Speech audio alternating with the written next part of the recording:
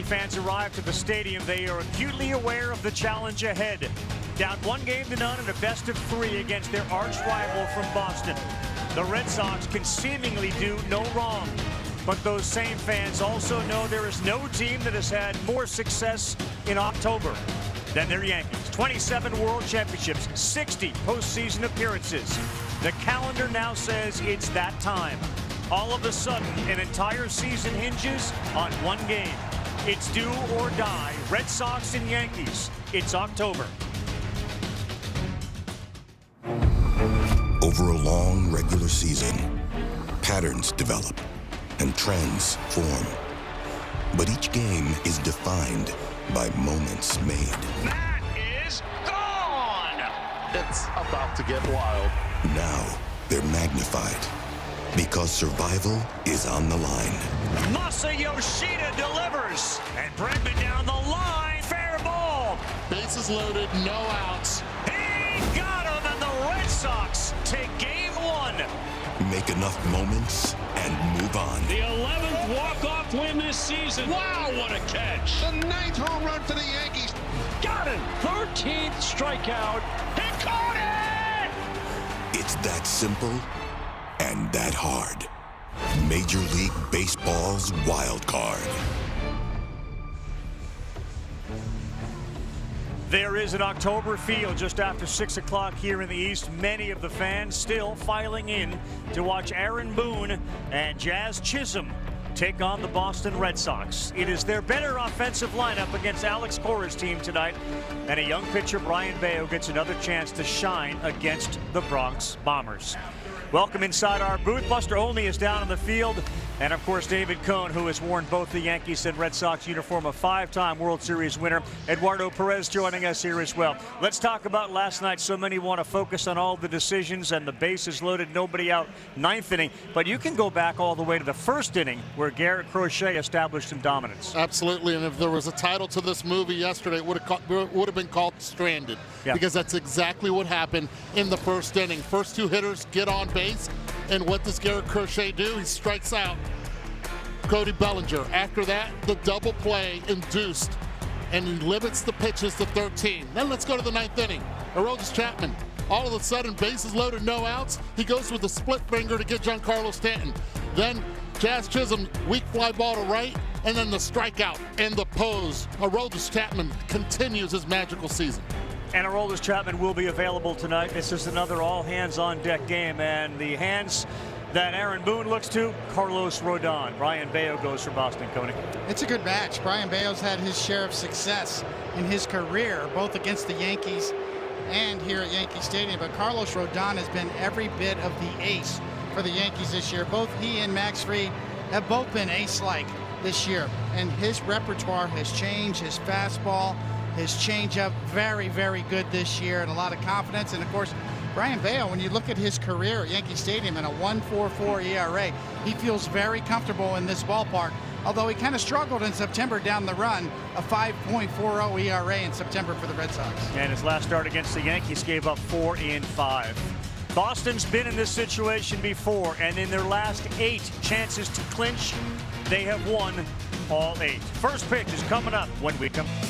Yankees against the Red Sox in the postseason. The first 15 games, New York went 11-4, but as you can see, the last 10, Boston has won 9 of them. Yankees only 1. That included a bearded Kimbrel, a bloody sock, a guy named Steve Pearce coming through, and last night it was the combination of Crochet and Chapman keeping the left-handed hitters on the bench for the New York Yankees. Aaron Judge hitting the ball, and Aaron Boone says this is as good a team as he's had in his 8-year run here. Cora and Boone started the same season, and yet the feeling around both managers, especially after last night, very different. Carlos Rodon can change the entire tune of this thing, Buster.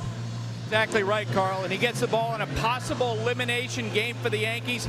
He's been arguably the most consistent pitcher all year. The last time he failed to go 5 innings was 2 months ago.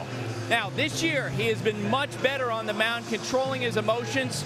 Yesterday, he acknowledged that former Yankee great Andy Pettitte has had a big role in that.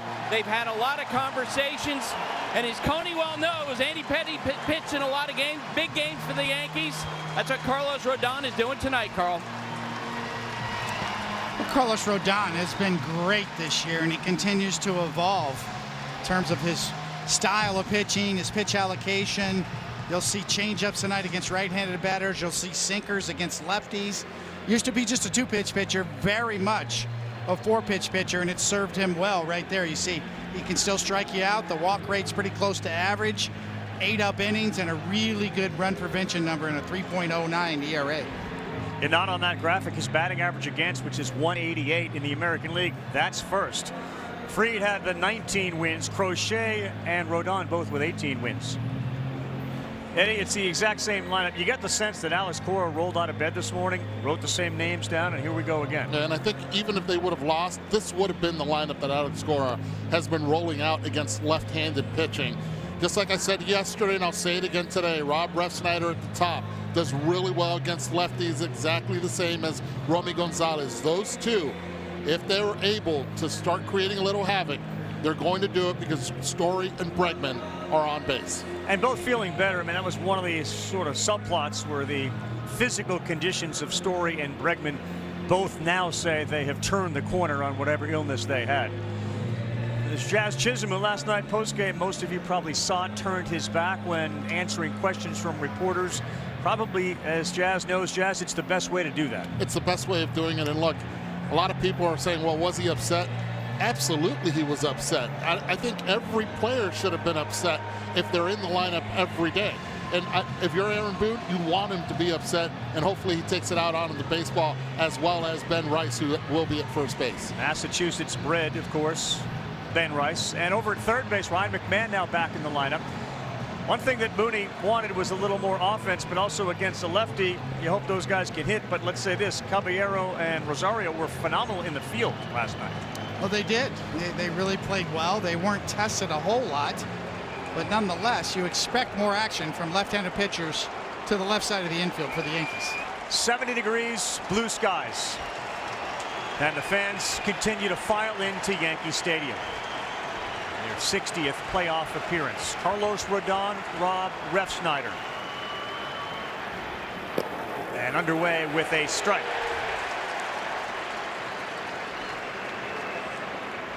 Last 9 games for Rodon, 7-2, 243 earned run average. The 0-1 he checked, and that's called a strike. The first base umpire, Mark Ripperger, down there. Scott Barry calls balls and strikes.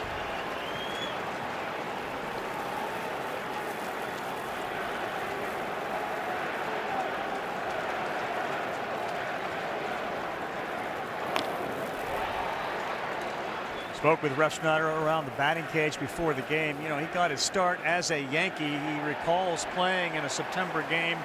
Greg Bird was his close friend playing first base. He said, we didn't play well that night. We got hammered. And here he is 10 years later with 2 kids, and the perspective on the whole thing has changed wildly. One thing that the Red Sox have to do is exactly what they did against Max Fried yesterday, and that's increase the pitch count on Carlos Rodon tonight. If you can get to the bullpen, you have a chance. That's exactly what they did yesterday, to be able to get to that bullpen and capitalize on it. That one is outside. Refsnyder comes in hitting .269 with 9 homers and 30 runs batted in, an OPS of .838. And the numbers against Carlos Rodon have been very good. 1-2, and he got him. 6 pitches in the first punch out. Well, good slider from Rodon. He can go down and in, or he can go back door. This time he goes back door with it. You see Refsnyder, little foul tip.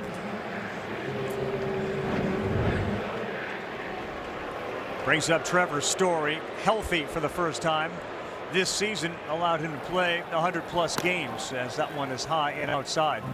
Been a very frustrating start to the career in Boston for Story after a storied career in Colorado.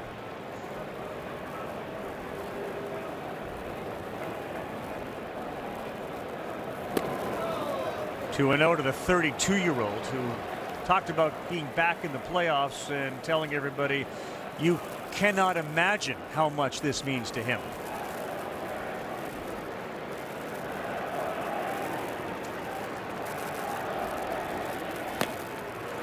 That one at the top of the zone for a strike.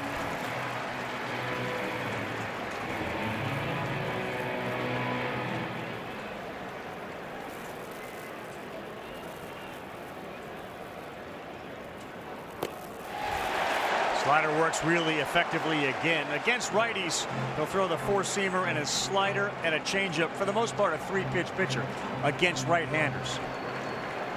That slider working early and working well for Rodon. Already thrown at a higher clip than the fastball. See the numbers against righties, sub 200. 2-2. He's gone. Back-to-back punch-outs to start for Rodon as he gets Refsnyder and Story. Well, we've talked about Rodon and his increased repertoire, right? He throws a changeup and a sinker, but the slider is still the kill pitch for him. Always has been. It's a 40% whiff rate on this pitch this year and a 133 batting average against. So it's still death by slider for Rodon. Bregman sees one right on the inside, another slider at 87. So he's used the slider down and away and now in on Bregman, who had a big double late in that game last night to get Boston a third run. Another strike. Well executed fastball. Inner half of the plate.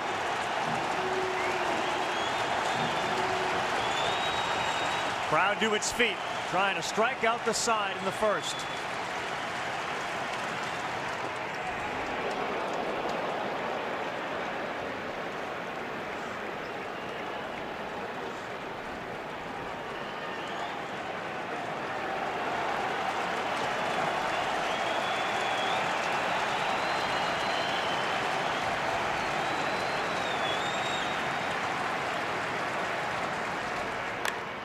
Bregman pops this one up sky high to left and Bellinger. And a 1-2-3 inning for Carlos Rodon. Brian Bayo to the bump. The Yankees to the plate for the first time in a must-win game for New York. Take a look at the New York Yankee lineup. Last night, Trent Grisham down in the order, went 0 for 4 with 4 strikeouts, but he's back to the leadoff spot. Judge had a couple of hits last night. Bellinger won. Stanton had a couple of strikeouts and didn't get a hit. McMahon will bat ninth.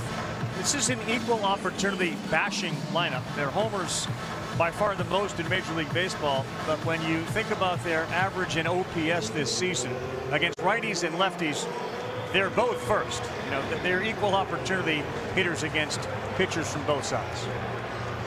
Well, this is certainly their A lineup that's going to face Brian Bayo in there. And Bayo on the year had a solid year. He's not a strikeout guy. He's a sinker guy. You see that K rate well below Major League average. So he's a ground ball guy, a contact guy.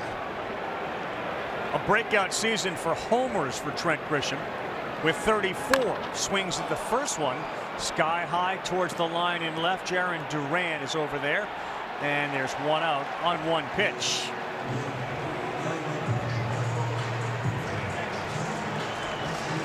And Judge, who had a single off Crochet and Chapman, now faces a guy who has really had his number.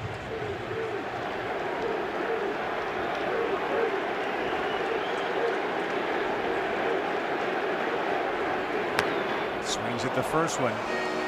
Yeah, Alex Cora said a pregame as well. He said, look, Brian Bayo has to get ahead of every Yankee hitter. The numbers don't lie. OPS more than 200 points higher when pitchers fall behind against this lineup.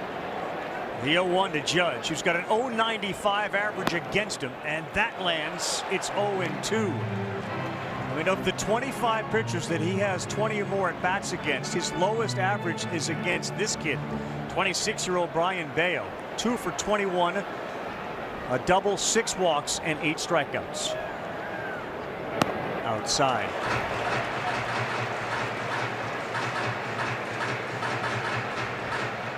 He's 0 for his last 18 against Bayo.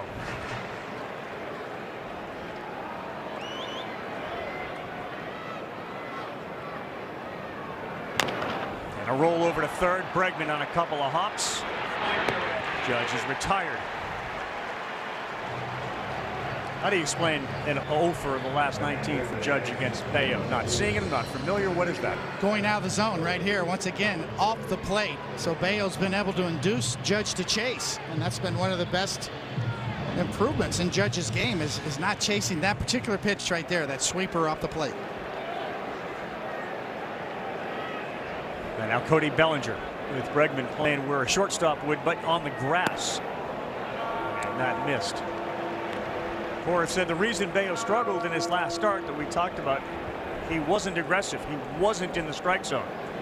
And he has the stuff to live in there.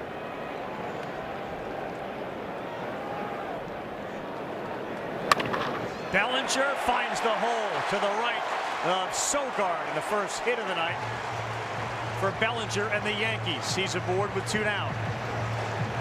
He's aboard in their speed now at first base, something that Cody Bellinger has brought to the Yankees all season. Pitch out over the plate just runs right into the barrel of Cody Bellinger. I'll tell you what, the Red Sox fortunate right there that he hit it hard but on the ground. Bellinger in his postseason 14 of 15 when it comes to stolen bases, and now Ben Rice. He swings and hits it hard to right, and Ben Rice is back, and the Yankees are on the board. A 2-run home run off Bayo to get it started.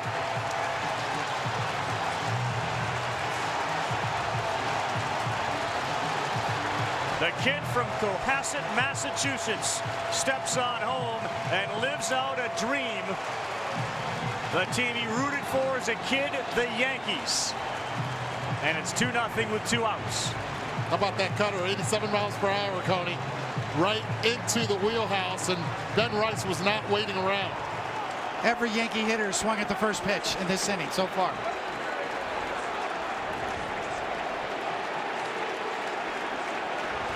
Now Giancarlo Stanton. And that's ball 1. Just think about the difference, guys, between the first 2 innings. The first inning, the last 2 nights. First and second, nobody out. They don't score. 2 outs. They get a single and a homer and lead it 2-0. The difference with that home run now, and you can tell just the environment here in the stadium, they needed this. The fans, even though the Yankees did take the lead yesterday with a Volpe home run, they needed it. Pretty good souvenir out there in right field. Waving at one outside the strike zone. And they needed it because of the dominance that Brayan Bello has had at this stadium. As soon as he hit it, this ballpark, very forgiving on line drives, hit hard towards the pull side. Stanton smashes one to Story at short. He will be retired, but some hard hit balls against Bayo, and Rice picks up where he left off in the regular season finale. Señor Arroz. Mr. Ben Rice putting the Yankees up by 2, and the captain applauding the youngster. Major League Baseball's Wild Card Series on ESPN is brought to you by American Express. There's nothing like platinum. And for the Yankees, there's nothing like Rice. He has been red hot last 15 games. A near 400 average, an on base of 436, an OPS of 1180. A whole bunch of extra base hits, none as big as that one. This ball is lifted to right off the bat of Romy Gonzalez, and Aaron Judge is underneath it, and another 1 pitch out for the Boston offense.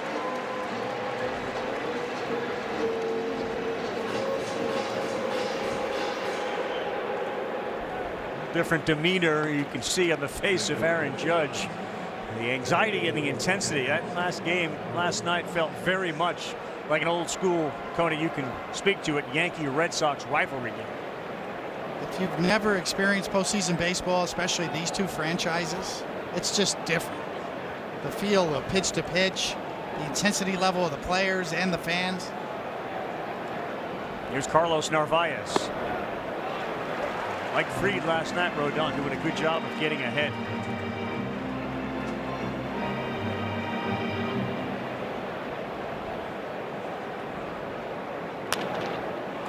Another one popped up sky high. Volpe is out there. He's looking for some help, and it's Grisham. He makes it look as effortless as any outfielder in the big leagues. You get back-to-back lefties with Fried and Rodon, but two different lefties. One that, when you have contact, it's soft contact on the ground. That's Fried. Rodon, so far 2 strikeouts and 2 flyouts, equal opportunity to all parts of the outfield. The right fielder is Nate Eaton. And another one in there for a strike, a slider at 86. Run value on a slider is 12, his highest of his career. And a whiff rate of 40.3. Change up there at 86 to get ahead 0-2.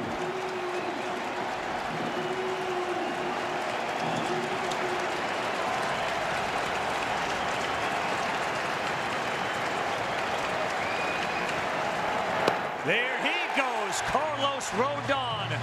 He is phase 6. He has struck out half. He threw 6. All of them were for strikes. What an inning. Being able to answer back after having 2 on the board, Carlos Rodon, statement in it. Back here in New York, 2-0 after a Ben Rice home run in the first. Bayo back on the mound, bottom of the second. He'll get Chisholm to lead it off. And Jazz swings at the first one and sends it towards the seats on the first base side, and it will land there. You're a former hitting coach. You see the theme from the Yankees in their attack against Bayo. It's Attack early. early and often. 4 of the 6 so far have been aggressive, anything in the zone.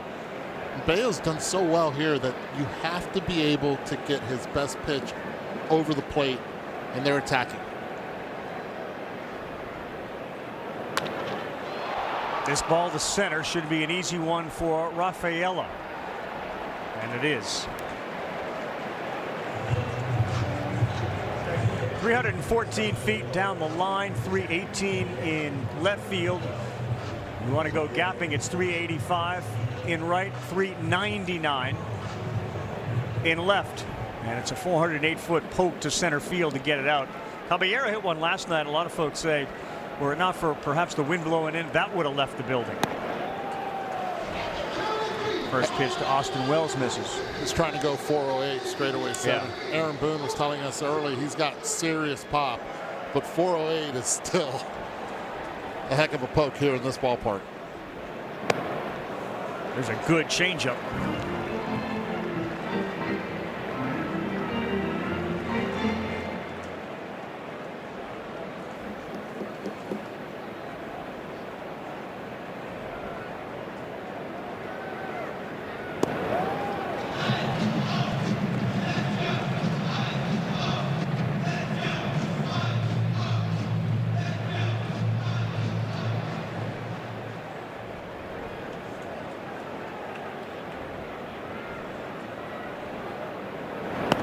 Inside, he gets away from it, and Bayo's changeup that he yanked puts him into a 3-1 count. Against lefties, kind of a 4-pitch pitcher: sinker, sweeper, cutter, and a changeup. There'll be a handful of 4-seamers. It's not a pitch he relies on. The sinker misses, and that's a 1-out walk to Anthony Volpe, who was really the offensive star for the Yankees last night.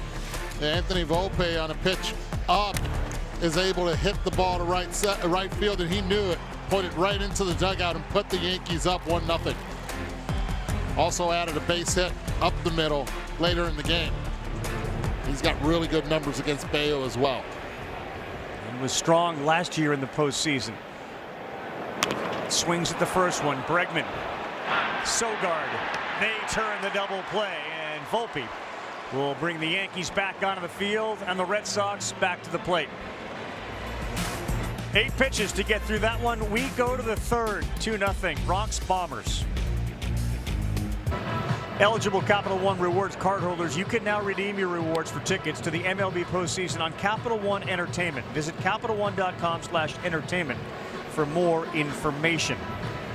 Really good start for Carlos Rodon on the mound. Jarren Duran will lead things off in the third of a fast-moving game here so far with a Ben Rice right field shot, a home run in 13 of the 30 ballparks. And a 2-0 lead. Duran's speed makes him a threat. He is an extra base hit machine. Rodon throws strike one. I'll tell you this, with the speed that Jarren Duran has, I am surprised that he does not work on the drag bunt. He's got the ability to do so, but he could create havoc in the infield with it. Swings there, hits that one hard to center field, and Grisham on a hop will field it. Duran is aboard. His first hit in 2 games. And that's what you need. You got speed, elite speed at first base. Someone that has not really hit well in this ballpark starts off this game with a nice base hit the other way.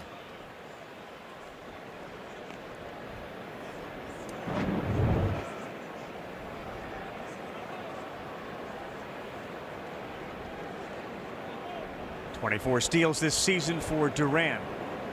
Being held by Rice. Chisholm right up the middle. Plenty of room on the right side for Rafaela. Ball one to Cedar Rafaela, the center fielder for the Red Sox. Streaky hitter and currently in the middle of a pretty warm streak.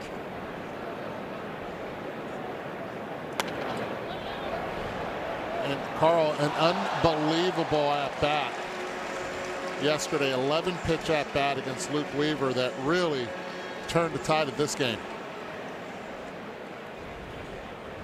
Now behind 0-2 with a handful of foul balls in there. 5 consecutive pitches fouled off. The remarkable thing is that in 587 at-bats this year, Rafaela walked 28 times. And one of them was last night in that 10-pitch at-bat that we saw. It was maybe the biggest walk of the year for him.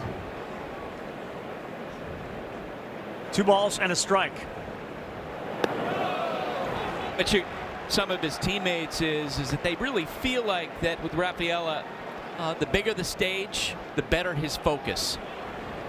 In his last 10 games, he has been focused. A .389 batting average. He's got a good count, 3-1. Right down the middle, and he missed an opportunity. I'm wondering right now if Alex Cora will get Duran on the go here. You got a free swinger at the plate. Foul tip. Rafaela feeling pretty good. He's staring right back out. He's feeling confident.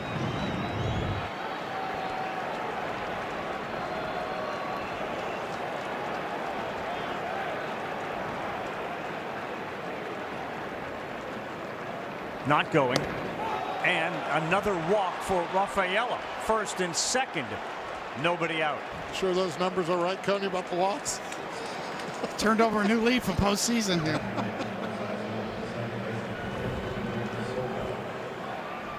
The previous pitch was like a Rafaela shuffle, the way he was staring at it, Rodon. So a runner at second, and one of the numbers oddities, Rodon. Third base has been stolen off him 11 times since 2023, which is tied second most. And a good base stealer out there at second. Here is Nick Sogard. He had that big hustle play to get into second with the double. Squares to bunt, sends it back to Rodon. He's got a play. He bounced it. Chisholm came off the bag to catch it, and they will be loaded. Fortunate that Chisholm was able to catch it, but in catching it, he jumped and his foot came off the bag when Sogard's foot hit it. I'll tell you this, Jeff, Chisholm had to play it this way. When that ball's like an in-betweener, you're trying to keep that ball in front of you. Rodon had plenty of time. Yeah. He just rushed the throw. Did not get his feet set at all. Bases loaded. Back to the top for Rob Refsnyder. Strike one.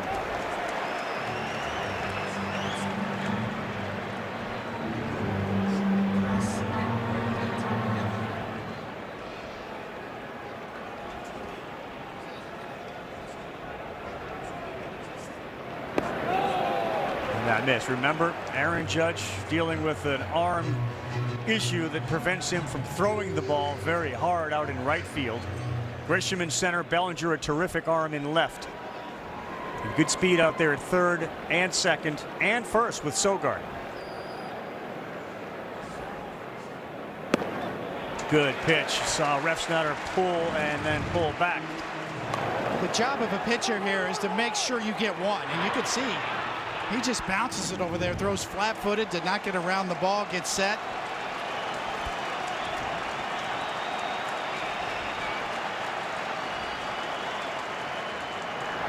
And that's a start. He picks up the strikeout of Refsnyder. One down. Well, this has become a real weapon for Rodon.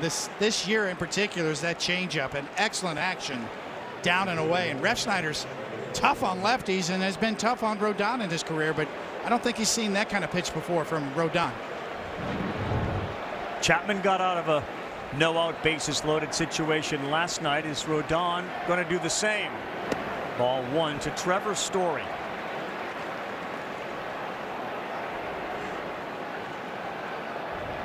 Story led the Red Sox in just about every offensive category this year. 25 homers, 96 runs batted in.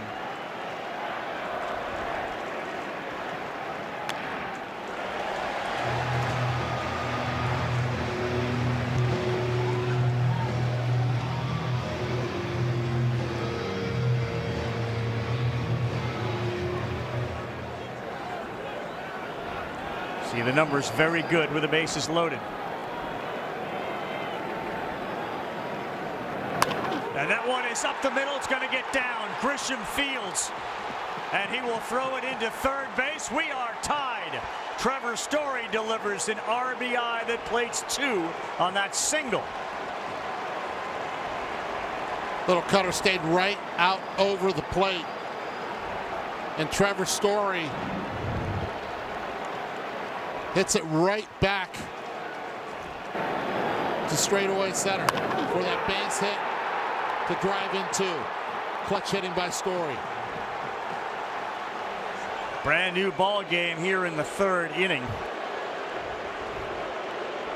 Again, Rafaela with the walk in the middle of it. Now Alex Bregman.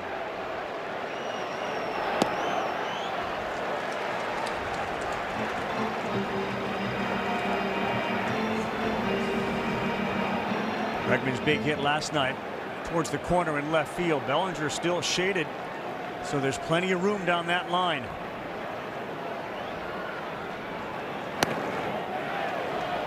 Just missed off at 96. Velocity ticks up. That's been the way that Rodon has pitched here recently. 92, 93 early, and then upping the velo. He can add a little when he needs to.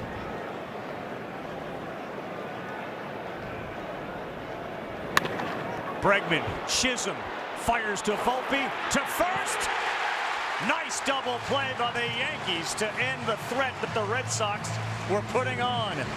Not an easy one. That's part of the game that Jazz Chisholm brings to the New York Yankees. It's not only the bat and the legs, it's the defense. Great turn and feed to Volpe. Strong arm to get 2.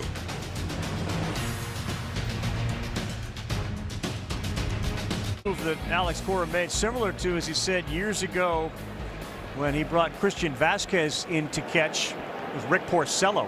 They needed offense. This is a kind of a new battery here with Bayo and Narvaez. It's an excellent point, Carl, and that's exactly what Alex Cora told us. He just wants Narvaez's bat in the lineup. 9-hole hitter Ryan McMahon did not play last night. 1 ball, no strikes. 1-1.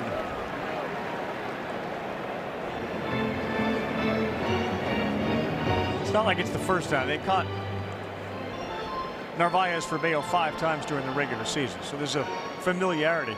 The approach the Yankees have had, Cody, if you see that through the order of time plus where they're swinging at the first pitch, what do you do? How do you make an adjustment? Start thinking about pitching backwards a little bit just to keep them honest. You've got to land your breaking ball for strikes early in the count.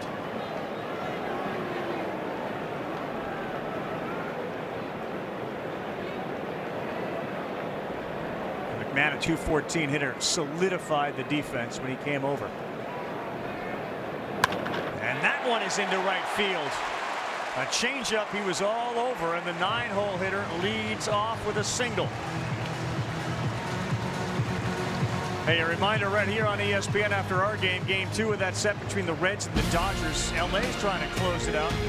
They exploded for a whole bunch of runs. And you didn't see early on Shohei Ohtani hit one of his 2 homers in the first. It's also streaming live on the all-new ESPN app.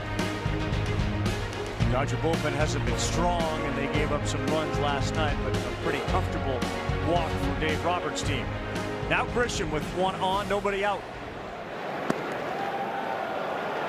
That ends up being bonus offense. Anything you can get from the 9th spot for the Yankees and turn over the lineup for the big boys is a plus. McMahon at first base, no outs.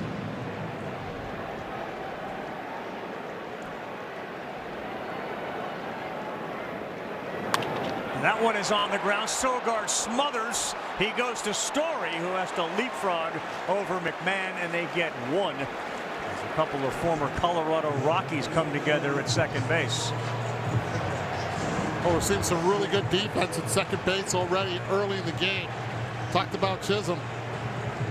Sogard not bad at all right there. Excellent feed and play. Great defensive alignment, too, playing Sogard over to take away the hole. Aaron Judge steps up for the second time. Grounded out to third his first time up.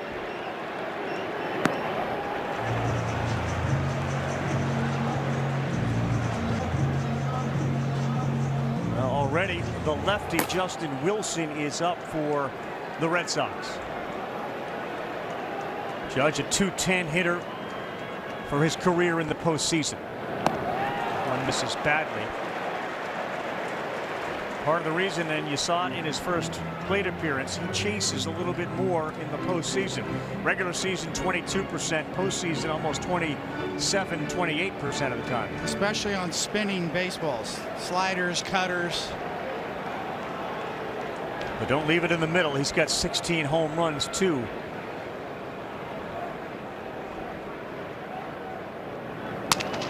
Line shot up the middle, going to get down in front of Rafaela.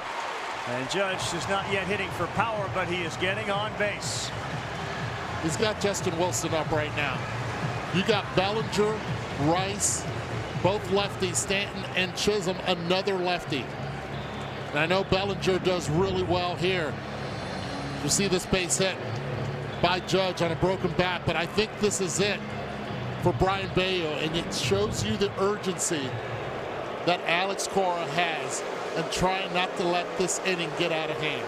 He is making a change. Saw this in the game they clinched their playoff, where he came out in the 4th and started to make changes. He does it here in the 3rd.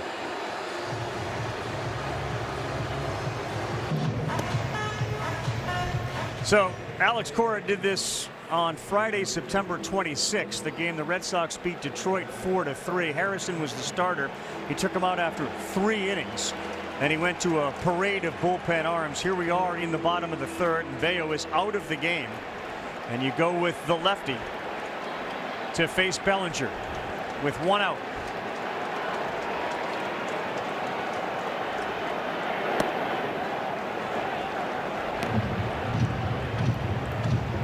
This is not because Bellinger can't hit lefties. It's just the opposite. Bellinger does hit lefties. Yeah, but the pressure's on Wilson as well, because you got Giancarlo Stanton. If you do not get Bellinger out here, you got to deal with a big bat. Grisham is going to 3rd. No throw. Narvaez can't hold it. Judge advances to 2nd. And the storyline, one of them coming in, the ability to run on Rodon to 3rd. So the Yankees turn the tables and do it against Wilson. Well, if you'll notice, too, in the back end, Judge is kind of hung up. And he waited till Narvaez drops the ball. Narvaez is going to 3rd the whole way. He just can't make the transfer. And Judge is right in the middle of the base path at that point. Red Sox bring the infield in. Bellinger, a big swing and a miss on a slider.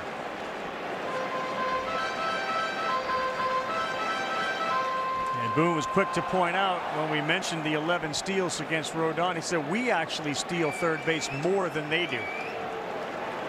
1-2 to Bellinger. Reaches out, sends it to left. Fairly shallow. Duran has it. There'll be no tag. Good call by Luis Rojas.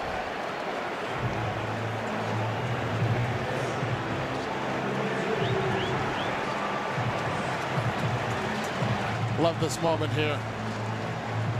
Able to get Bellinger on a weak fly to right. And Ben Rice, who was on the bench yesterday, now has an opportunity to hit against the left-handed pitcher in a big moment early in this game.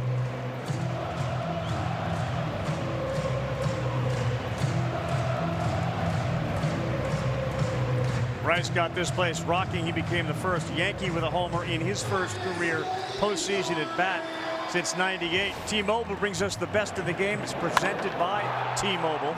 And it was that shot that got out in a hurry to right field. Rice is very likely to be an everyday first baseman next season and play against left-handed pitching. Here he is against Wilson in a 2-2 game with 2 outs in the third.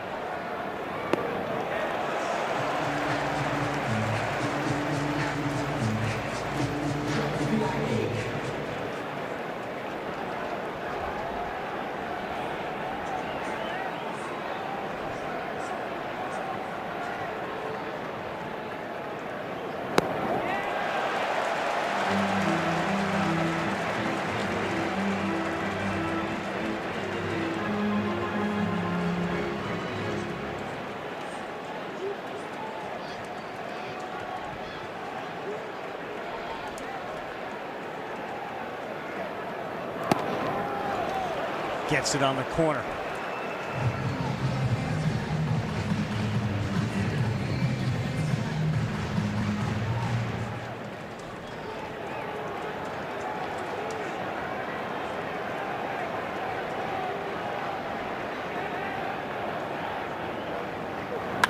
And Rice on a line to right. It stays up and it's caught by Nate Eaton.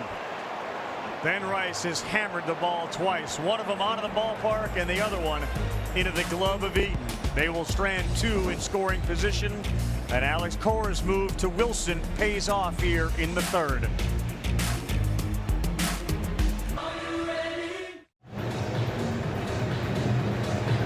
Yankee Stadium here in the Bronx with David Cohn, Eduardo Perez, Buster Olney, Carl Ravitch. And it's a 2-2 ball game. 2 runs for the Yankees on a Rice homer. Red Sox score 2 in the third. We head to the fourth. Rodon throws a strike. Romy Gonzalez, Carlos Narvaez, Nate Eaton.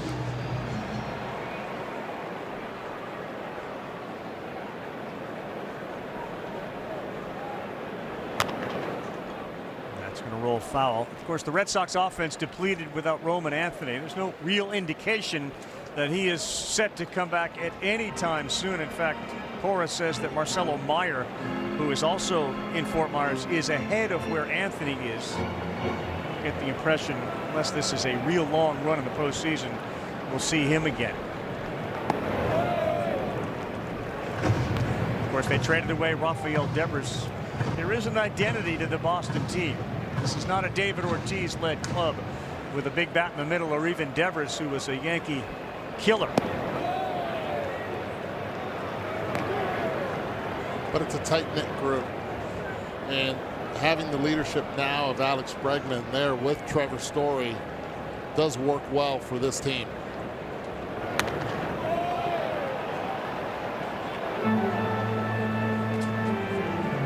Red Sox also have a very good bullpen that they're already into, that Alex Cora is going to lean into in this game.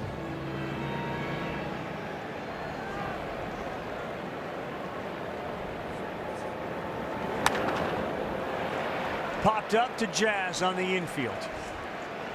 And Romy Gonzalez's struggles continue. He's 0 for 2 tonight.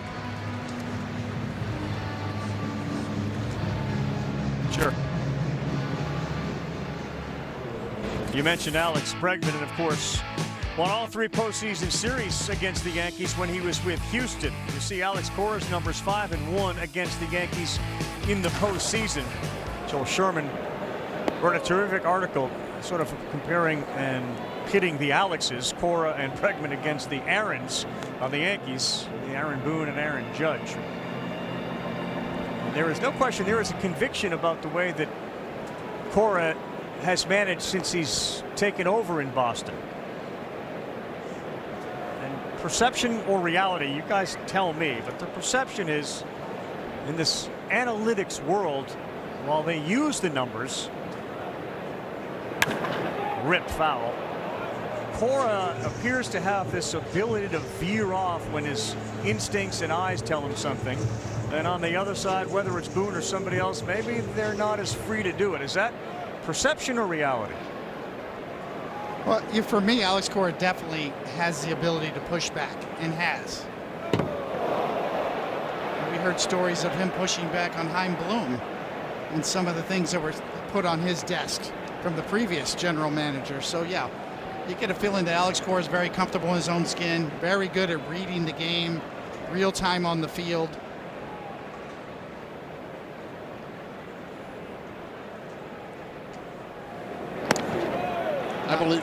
I believe Alex Cora's had the ability since he became a manager hired by Dave Dombrowski, and it was Tony La Russa also that was an advisor at the time. He mentored Alex as well, and that helped immensely.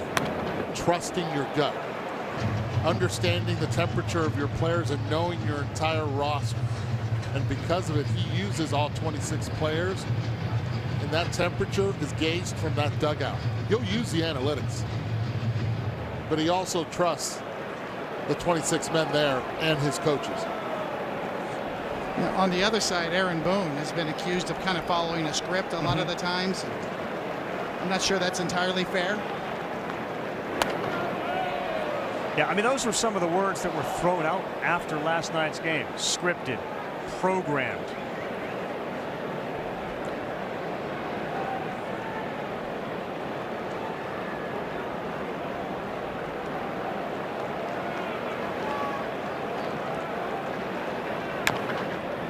I think every manager has the ability to do whatever they want. The difference now is that after the game, you have to defend your decisions. You'll get called on the red carpet afterwards and say, hey, this was the information that was given to you, and you went against it. What was your reasoning? And whether it worked out or not, you're going to have to sort of account for that. And every manager's aware of that. Some have more autonomy than others. 3-2, and he got him to chase.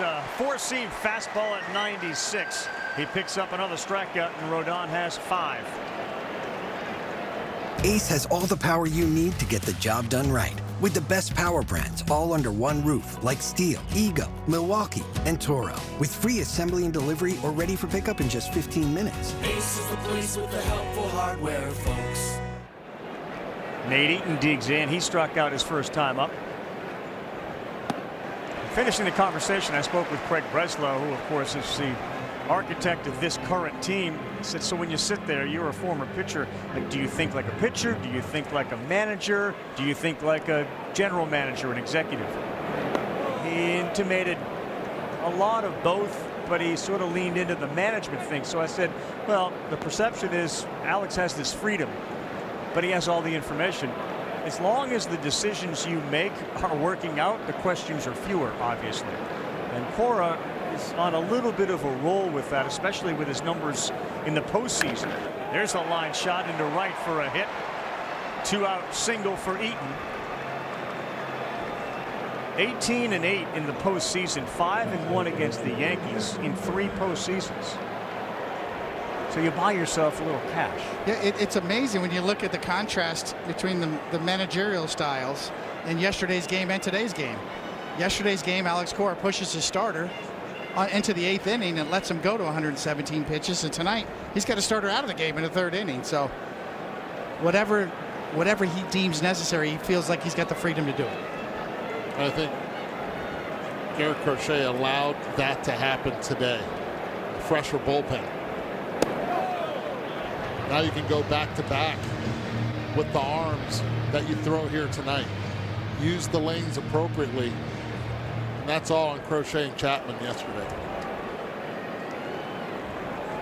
1-0 pitch to Jarren Duran. Eaton leading off first. And Duran Hits one at Chisholm. He'll go to first. Jaron Duran is retired. He faced 4 in the inning. Bottom 4 is coming up, and the Yankees will have Stanton leading off. Back here at Yankee Stadium with Yankees manager Aaron Boone, Carlos Rodon has been maybe your most consistent pitcher this year. What are you seeing in him tonight? Yeah, so far so good. You know, mixing well, mixing his slider with his changeup and his four-seamer. We haven't really seen the sinker come out or the slow breaking ball yet, but I feel like he's under control, commanding the ball well. They pressured him a little bit there. Obviously, Story got a big hit against him, but I feel like he's in a good spot. Alex Cora takes out Bayo after 2 1/3 innings. You know Alex well. What's it like to manage against him? Well, I figured today they'd be pretty aggressive, you know, with our lefty lineup and their lefties down there. So figured they'd be pretty aggressive, and we just got to be ready for it. Booney, thanks. Carl, back to you. 18 career postseason home runs for Giancarlo Stanton. That's a really impressive October resume, although last night he struggled. 2 big moments, the inning-ending 6-4-3 double play in the first, and then the bases loaded strikeout, the first out in the 9th against Chapman.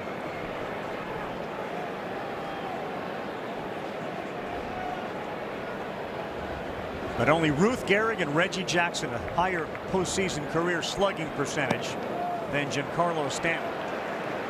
He's going to have some opportunities against left-handed pitching. The way that lineup is, and you heard Aaron Boone right there, 6 of the 9 hitters in the lineup are left-handed hitters tonight for the Yankees. Good take, 3 balls and a strike. Bernie baseball and the captain 22 and 20, and then it's Giancarlo tied with Mickey Mantle, 3rd all-time Yankee history.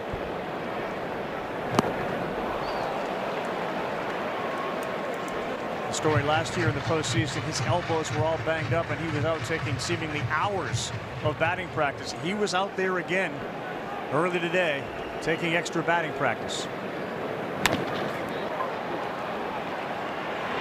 Story throws out Stanton. He's 0 for 2 with a couple of ground balls to Trevor Story at short.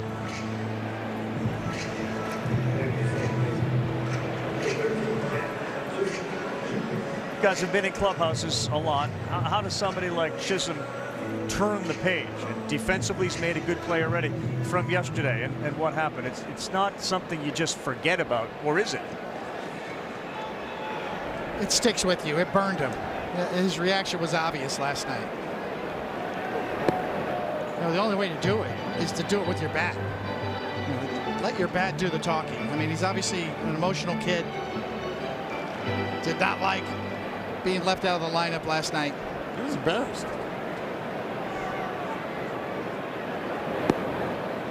Look, and to Boone's defense, 3 out of 4 games when they had faced Crochet, Jazz Chisholm did not play.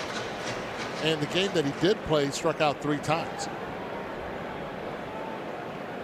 But the lights here in Yankee Stadium are shining, and we're in October, and he wants to be a part of it. He's worked himself into a 3-0 count. You got Justin Wilson on the mound. Justin Slayton, the righty, warming in that bullpen for Boston.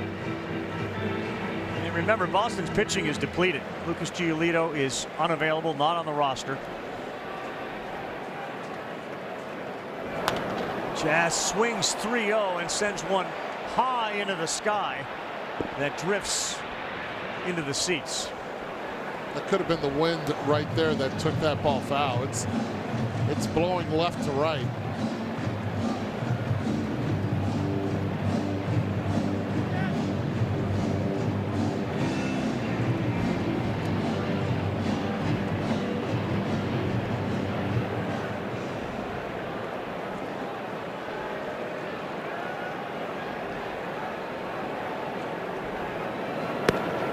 On the corner.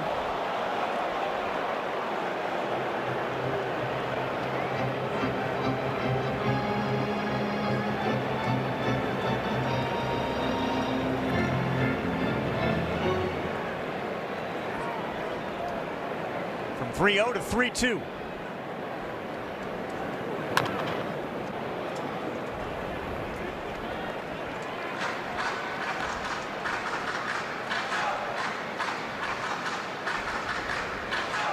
The veteran Justin Wilson's been around the block. 38 years old. Had a couple of different stints with the Yankees. Really revived his career this year. Changed his style, more cutters.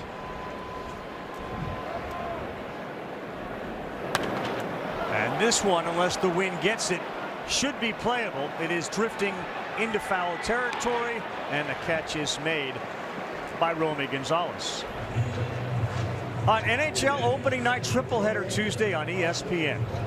You got the Florida Panthers and the Blackhawks at 5. At 8, the Rangers and Pittsburgh at Madison Square Garden. The Avalanche and the Kings at 10:30. As you take a look at the Devils center Jack Hughes, 27 goals, 70 points last year. And a wealthy brother, 7-year, $63 million deal for the 22-year-old as the NHL gets underway on ESPN. Another great season ahead of hockey.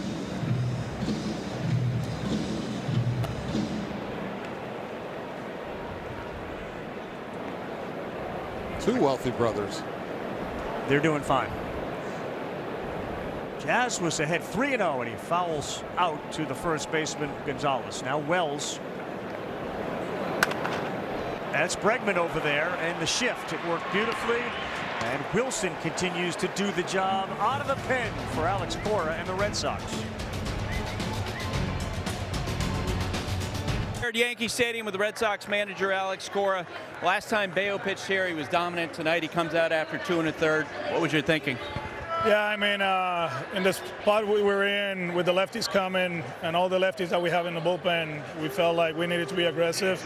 You know, it's not the perfect scenario, you know, but like I told him, just get ready for the next one. Don Rafael, a walk last night, another great at bat to start tonight. Tell me what you're seeing in him. The last 10 days, he's made a conscious effort of taking pitches, being more selective, hitting the ball the other way, and we've been talking about this the whole season, and I'm glad that it's happening now.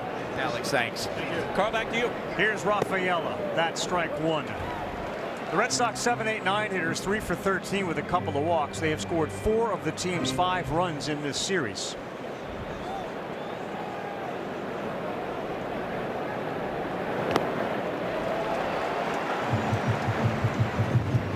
Zedon, of course, has bounced around from center field to the infield. He has shown a phenomenal ability to adapt to wherever he is and play the positions wherever he is very well.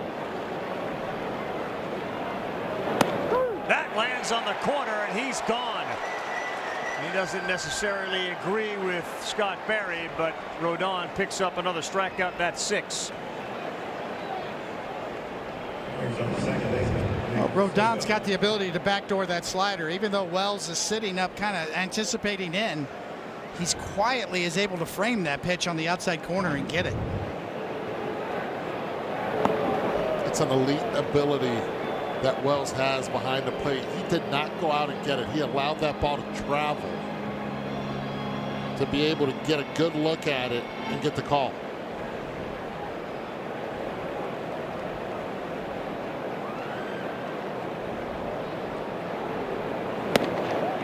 Strike to Nick Sogard. Sogard, one of those other utility guys as you take a look at the framework by Wells.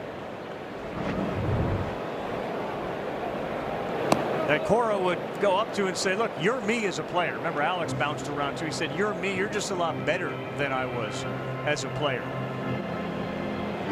The identity of this team are really guys like Sogard and Romy Gonzalez.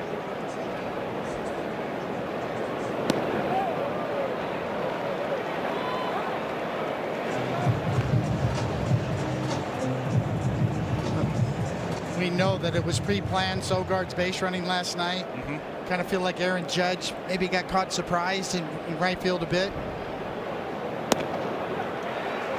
But I really just give credit, Carl, to your point, that this was planned before. Hey, we're going to challenge him. We're going to run on Judge every chance we get. Sogard out of the box did it. It changed the whole inning.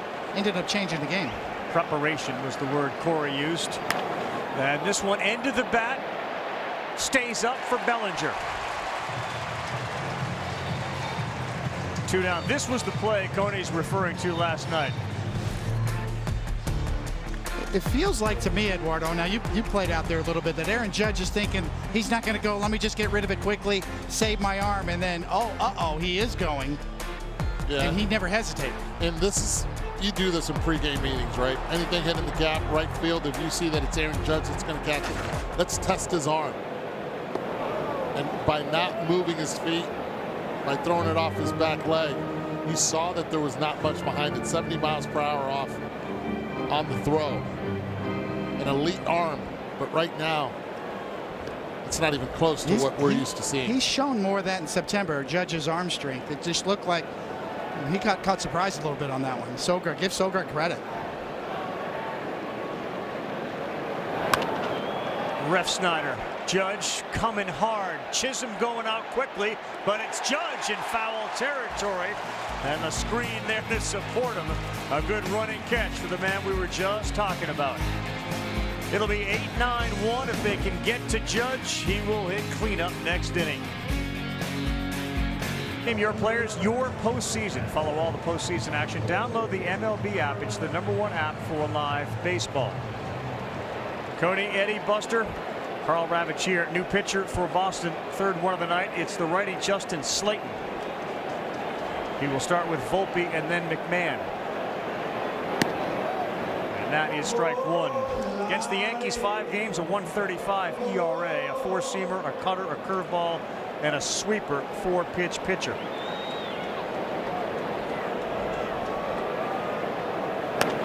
And Anthony into the bat, shallow center. Rafaela coming in, still coming in, and he will be able to hand it off to the second baseman, Sogard.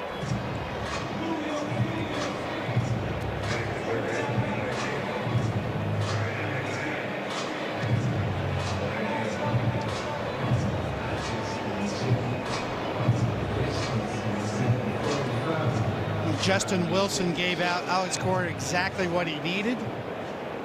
Now here you are in the 5th with 1 out. For Ryan McMahon, the 9-hole hitter, singled his first time up to right, swings at one up at 97.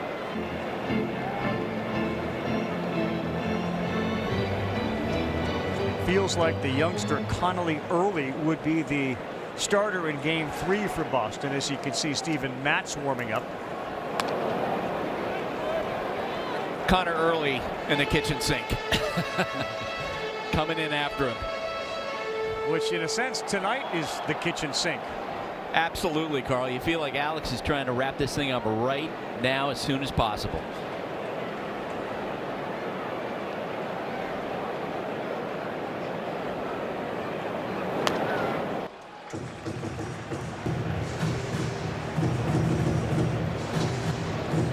Buddha's named Cam Schlittler the starter for the Yankees in Game 3. 2 exciting young starters with good stuff, both of them.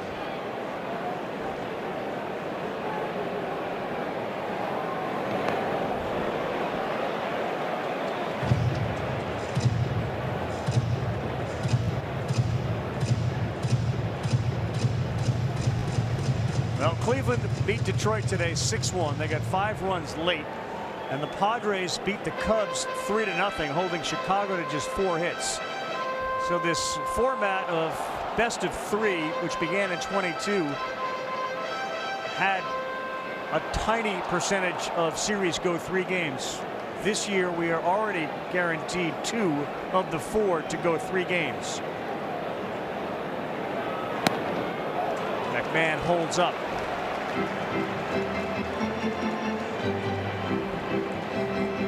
Only twice had it gone 3 games, so we're matching the total of the prior 3 years here already this season. And right back to Slayton.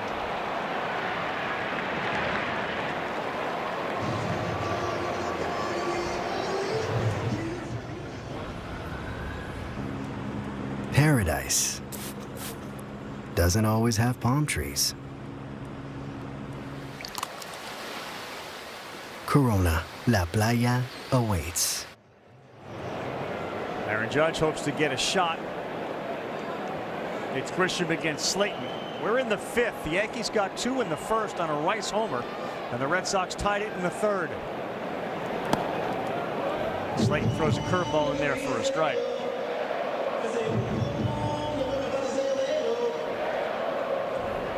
So 4 of the 20 series have gone to 3 games, but twice has the team that lost game 1 come back and won it in game 3. Only twice. So far, Justin Wilson and Justin Slayton, the Justins, have come in doing their job out of the bullpen. Sometimes it's hit or miss.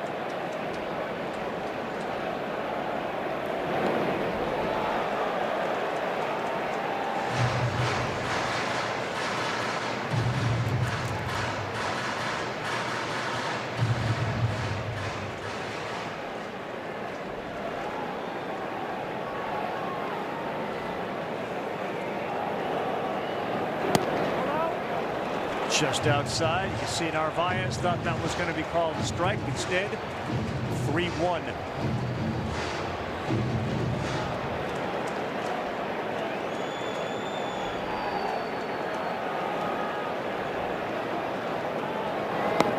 And that one missed badly.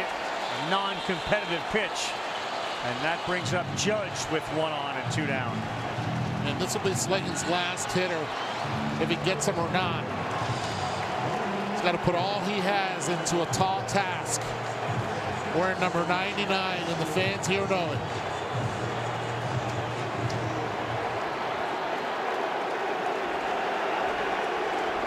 There's a buzz in the building when Judge comes to the plate.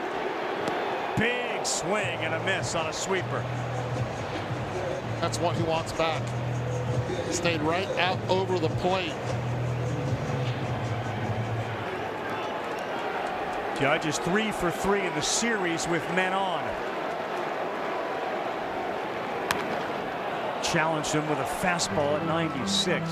It's definitely a philosophy of Cora and Andrew Bailey to challenge Aaron Judge. They don't purposely seem to try to stay away from him. And that was a getaway with a little sweeper. 0-2.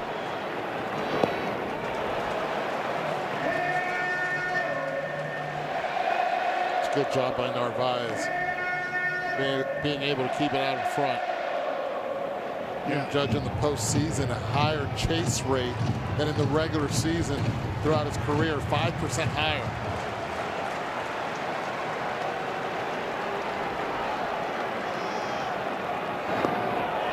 It's the problem. That one gets away. The throw to second, and it's caught there in a short hop by Sogar. But now in a scoring position with first base open.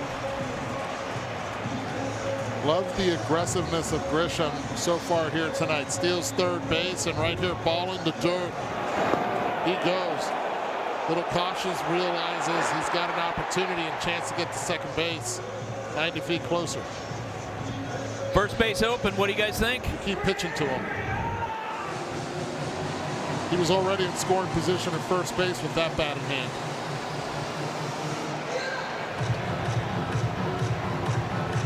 Find this interesting? They're going to pitch to him? No, I think you trust your pitcher to try to expand the zone and see if you can get him to chase something, a sweeper down and away, not to give in. Well, where Judge has been exposed in the postseason have been the balls that have had spin on him. He hung a sweeper that he missed, and the other ones haven't really been close. As he challenged him with a fastball on a 2-2.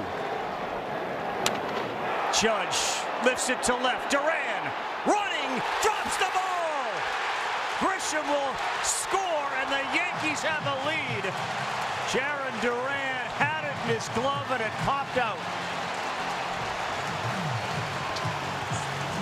Only 9 out of 10 times he catches that ball.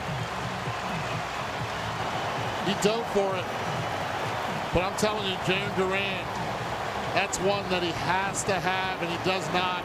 And it gets the Yankee fans riled up. Slayton makes a good pitch, ball off the end of the bat. I'll correct myself, 9.9 out of 10 times he gets that ball. Yeah, he just clanked it. Slayton did make a good pitch. I think the glove actually got in the way, in the visual way to catch the baseball. Right now it's being ruled a hit. Steven Matz is coming in. The Yankees are on top, and Judge is 4 for 4 with runners on. Matz fires his first pitch to Bellinger on a ball that clanked off of Duran's glove. Don't forget, Grisham was walked and then advanced to second base. He's probably at third base, not at home, if he doesn't aggressively take second.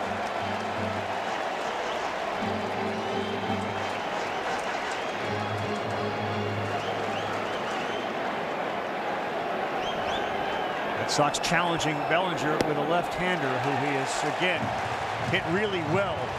He's the best in baseball from the left side. It's 3-0. His approach is generally to shorten up against left-handers and go up the middle, if not to left. He was taken all the way there, 3-1.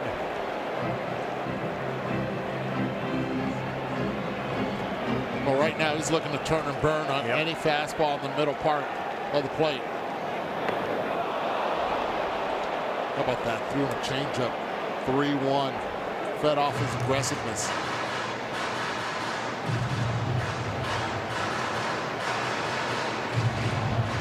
Now he chokes up even more on the bat.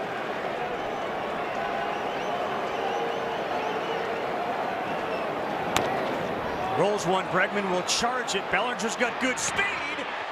And he's out by half a step. Good read by the former LSU Tigers shortstop Alex Bregman, the third baseman, to get Bellinger. But off of the glove of Duran allows Grisham to give the Yankees the lead, and Aaron Judge keeps it rolling this postseason. Saturday, the Division Series rounds will get underway. Our friends at Fox and FS1 wish them all the luck. The American League Division Series winner of this one goes to Toronto. Tigers and Guardians winner will head to Seattle. And our friends at TBS have the National League Division Series. Reds Dodgers winner, Philadelphia. Could be a phenomenal series. Padres Cubs winner take on the Milwaukee Brewers. That is the TV schedule. All the games you can hear as well on ESPN Radio all postseason long. So the Yankees reclaim the lead, 3-2. They give Judge the hit. It looked like Duran may have actually put the glove in a spot where he couldn't see the ball get into it, almost blinding himself.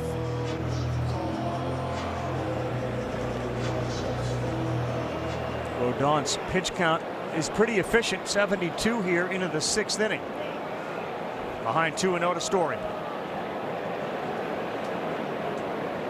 Swing and a drive. Left field, Bellinger, back, gone!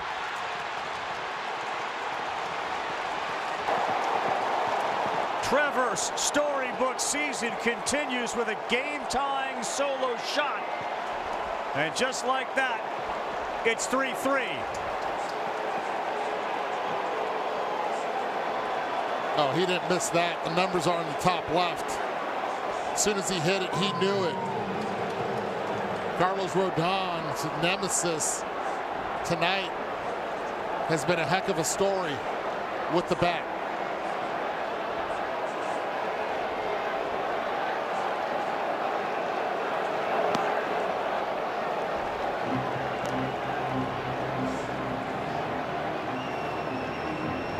You talk about up and downs of emotions in this stadium. Yeah, this has been a roller coaster tonight. We're still shaking from last night. 1-0 to Bregman. 2-0. It looks like Cruz is beginning to warm in the Yankee pen tonight.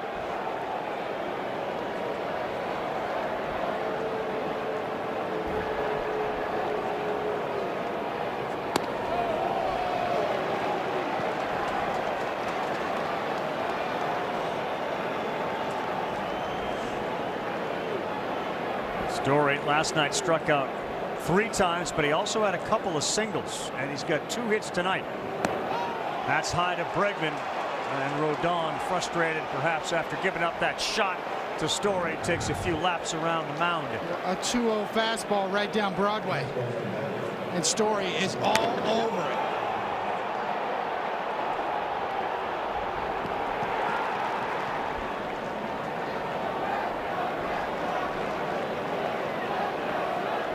And after that home run, 4 straight balls to the next batter. They're stalling. I think Booney's got to go get him.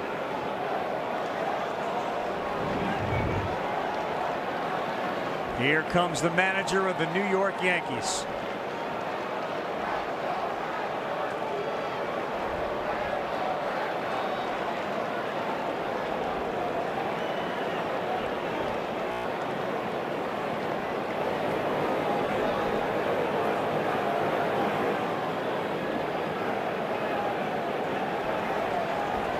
Carlos Rodon and his ability to communicate to Boone. He stays in the game.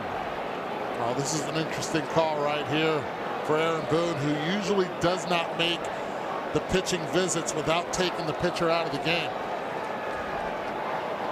Fernando Cruz ready in the bullpen.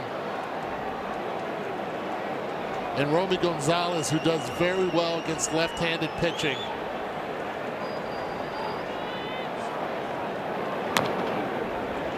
Tony, you've seen all the Yankee games, or so many of them.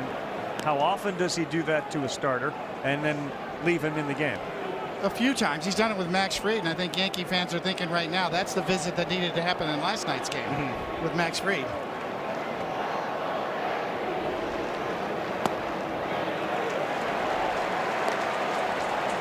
Obviously, we don't have the benefit of microphones up there. You do wonder what that conversation was. Everybody on the infield was there. It's 0-2 to Gonzalez. Bregman off first.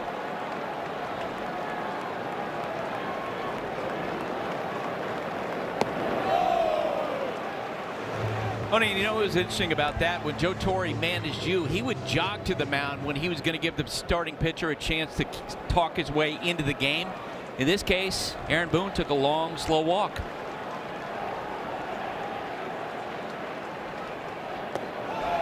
Tell you what, late in Joe's career, you call that a jog. Sorry, Joe. Romy Gonzalez was 0 for 5 last night. He is 0 for 2 tonight.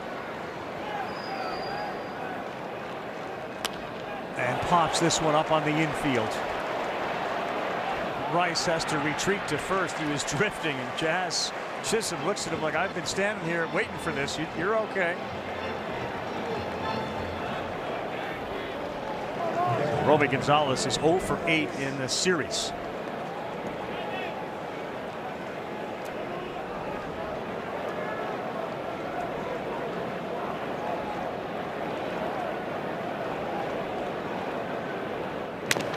And Narvaez hits one to the hole of third. McMahon fires Chisholm to first, and they turn a 5-4-3 double play. Aaron Boone sticks with Carlos Rodon, and that pays off.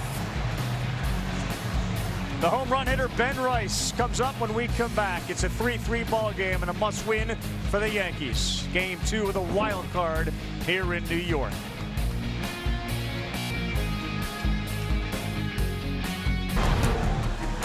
The home run swing of Trevor Story. Play Ball, baseball's global youth initiative to highlight the fun and accessible ways to play our great game.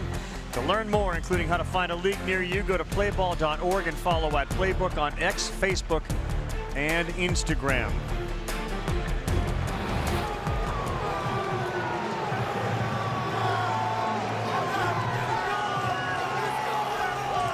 A 3-3 ball game has got the fans here at Yankee Stadium all fired up.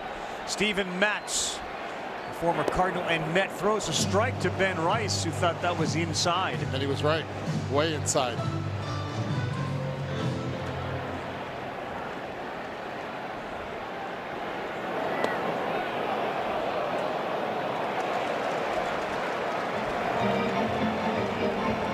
Did he go? No, so it's 1-1. Rice smoked a homer over the wall in right on a line, and then hit an absolute missile that stayed up in the air long enough for Eaton to make the play. So the players that have homered on the first career postseason pitch, Rice now joins the list with Lane Thomas. It feels like Juan Yepes did it like last year, but that was 3 years ago.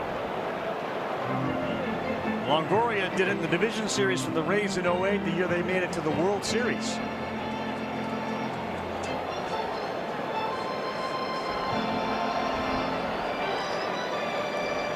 Ben Rice has been scalding hot as you see the righty Zach Kelly getting warm. And this is a troubling play for Bregman. Bare hand fires. No chance. A great effort. But Ben Rice, instead of hitting it 100 miles an hour, squibs one off his bat for a hit. Smell a hit right there, too. As a hitter, you see where Alex Bregman was playing, and upon contact, he's like, wait a second, I have a chance here. Jam shot, broken bat. Put that bat on the mantle. It's a base hit.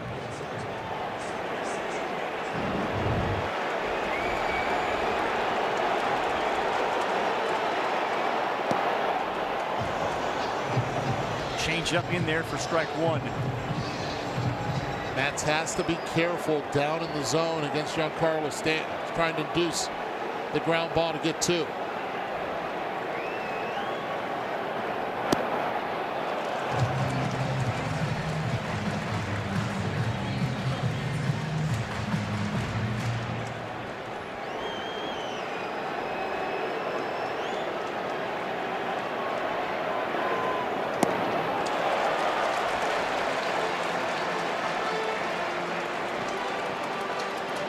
Giancarlo's going to try with one swing to make this a two-run Yankee lead. That's a good pitch on the outside corner. It's a great pitch there. G looking up and in, instead down and away, right on the corner.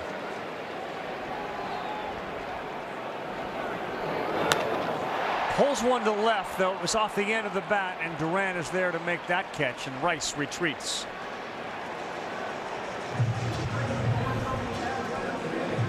Giancarlo Stanton hits one 89 miles an hour, and he missed it. He is the king of exit velocity. And now left on left for Jazz Chisholm.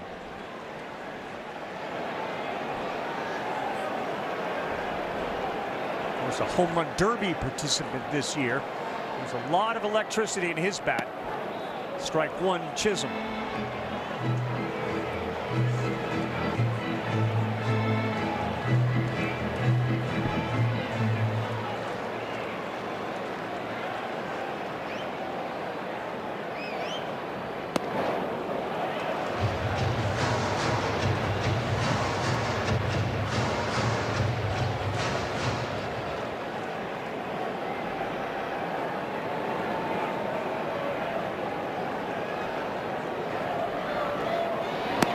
Big swing. He was going for the downs, but he missed.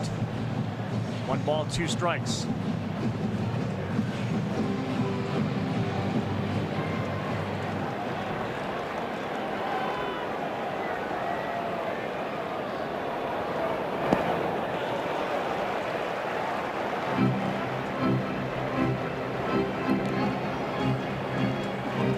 One of the issues Narvaez has had behind the plate have been catcher interferences as he reaches out to try to steal a strike. Happened a handful of times, including late in the season. He inside 3-2.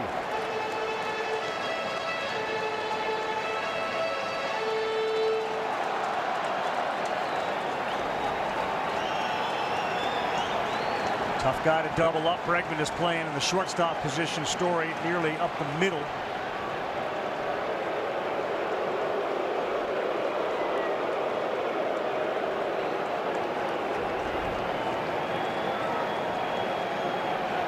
Jazz digs that back foot deep into the dirt around the plate.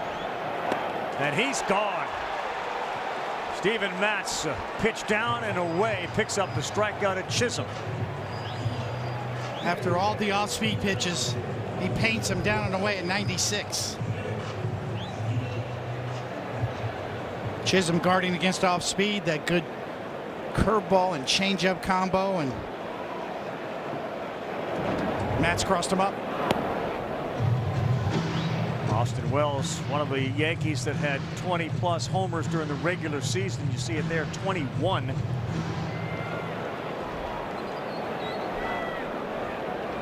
Rafaela shaded a little bit towards left. And that one goes into left field. Sinker they let travel deep, and now both Rice and Wells have gone the other way. Rice unintentionally. That one a hard hit single. Moves Rice into scoring position. And Volpe's expecting Alex Cora to come out right on cue. He does. It's all about the lanes here tonight with the lefties that Alex Cora has and who he wants the righties to face. And he's targeted Volpe to face the righties. He's bringing in Zach Kelly, giving up 3 homers to righties and a near 300 batting average. He'll face Volpe when we return in a 3-3 game. Next game just a little over an hour from now. It'll be Mookie Betts, who's got 3 rings to his credit. Reds and Dodgers. Dodgers looking to close this thing out. Streams live on the all-new ESPN app. It'll be Boog Shambi, Doug Glanville, and Alden Gonzalez. 2 homers for Ohtani last night. Betts had a couple of hits. Freeman had a couple of hits, and Teoscar Hernandez went off. 3 hits, 4 RBI. So the righty, Zach Kelly, interesting. You kind of look at his numbers, a bit of a reverse split guy. The homers have come off the right-handed hitters. He hasn't given up 1 to a lefty. The batting average against righties significantly higher than it is against lefties, but he gets Anthony Volpe. There may be the reason that Alex Cora went to him. You see Volpe against righties, just a $195, but power. He went yard last night. Rice is at second, Wells at first. October Anthony, at least last year, October Anthony was very good. Well, that's what you're going to see from Kelly is a lot of cutters, a lot of sweepers to right-handers. His 4-seamer is his 3rd best option.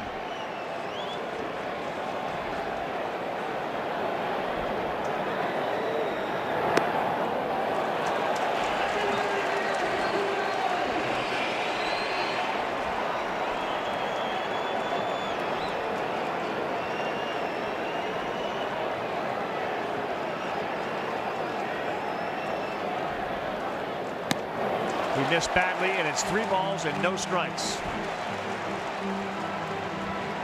Yankees got their 3rd run on a ball that Jarren Duran tried to chase down. He was way off the line. He's in a very similar position, way off the line and left.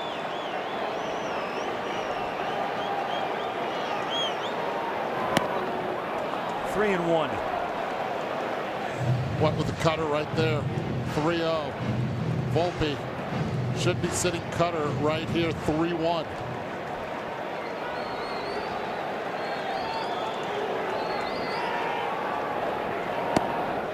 Lands another one, and it was a cutter. Hit the letters. Had to have a right center approach against this cutter. If you're a little out in front, you could then pull it to left center. But if you're trying and you're thinking pull the whole time, that's where you get yourself into trouble.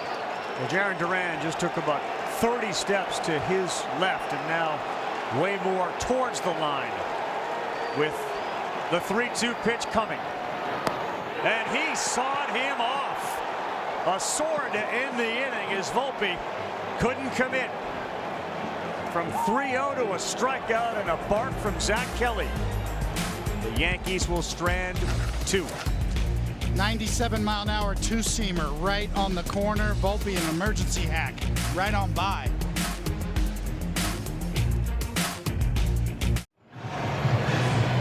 ESPN Bet is the official sports book for sports fans. Right now, new customers get $100 in bonus bets when you bet $10. Sign up with the code HOMERUN to get started today.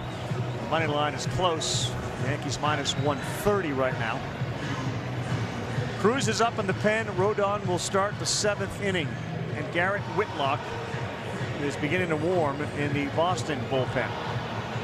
He has been Mr. Lights Out in the late innings, handing the ball to Chapman. Nate Eaton, Duran, and Rafaela for Boston. Eaton singled his last time up.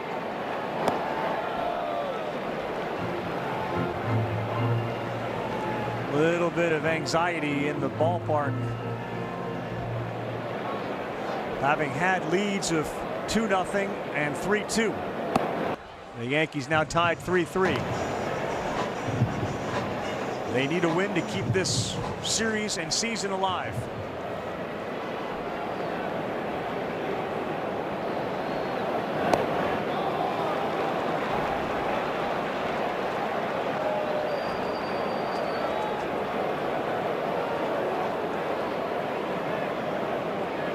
bullpen has been the Achilles heel for the Yankees all season long, and it certainly reared its head last night. And on 4 pitches, a walk to Nate Eaton.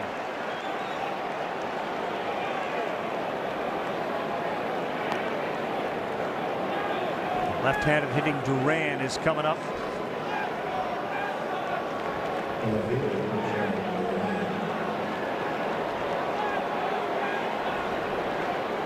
This is probably Rodon's last hitter one way or another.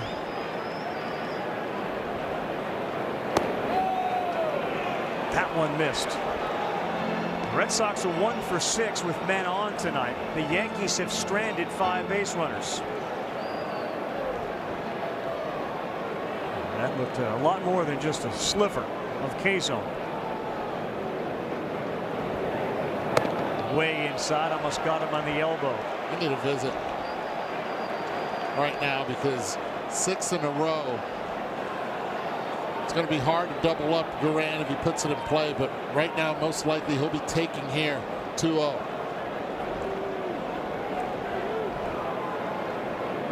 He's gone 2-0 to 4 the last 6, and that one goes all the way to the backstop.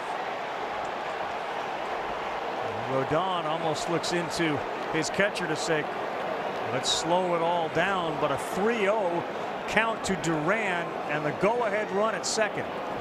No visit from any of the infielders or his catcher. He's trying to throw a sinker this particular inning and lost a complete feel for it. He's looking at his fingers, trying to get the feel of that two-seamer, and he's lost it. And that one hit him. It'll be first and second. They're going to send Eaton back. And that would do it for Carlos Rodon as he nearly hit him on the prior pitch. He drills him there. 8 pitches and 8 balls.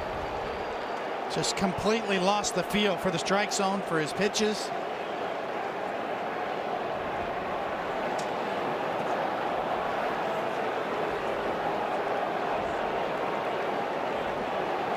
Eddie, what do you think the Red Sox are thinking with Rafaela coming up? Runners at first and second, and Cruz coming in. Oh, you're putting the pressure. He's going to bunt. You got to make the defense play, and you got to move those runners over. And Alex Cora was so guard after Rafaela could have anything on. We'll come back. Trouble brewing here for the Yankees with the Red Sox. 2 on, nobody out in a tie game. Fernando Cruz is the next pitcher for the New York Yankees, at a difficult spot to inherit. As Eduardo said, assumption is that Rafaela will put some pressure on him and lay a bunt down. There are the numbers for Cruz in 49 games in the regular season. Fernando Cruz signed as a shortstop with the Kansas City Royals. Same scout that signed Carlos Beltran, Johnny Ramos, signed him. Couldn't hit, he could field. Then all of a sudden he discovered that splitter, they put him on the mound. Good fielding pitcher. Ben Rice in the Anthony Rizzo position, about 40 feet from Rafaela, and charging if he squares, which he does, and Rice comes charging a home plate. Now Rafaela, who when he bunts more for a base hit than he does for a sacrifice, never moved up on the plate towards the pitcher. Stayed back. He's got to shuffle his feet and give himself an opportunity. It's hard to bunt a splitter. That was the first pitch. Let's see if they do it again.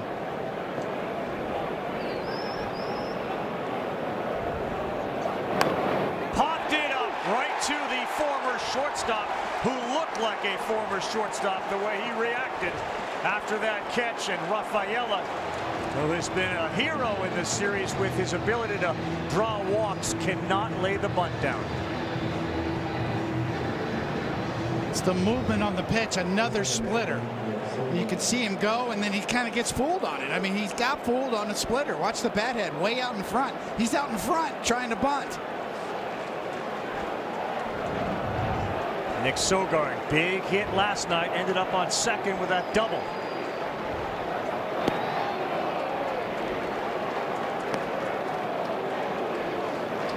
Masa Yoshida had that pinch hit single. He is in the on-deck circle. Ready to hit for Rob Refsnyder. Double play will get him out of the inning. Sogard sends one to left field, and Bellinger there to make the easy play, and Cruz comes in and gets 2 big outs.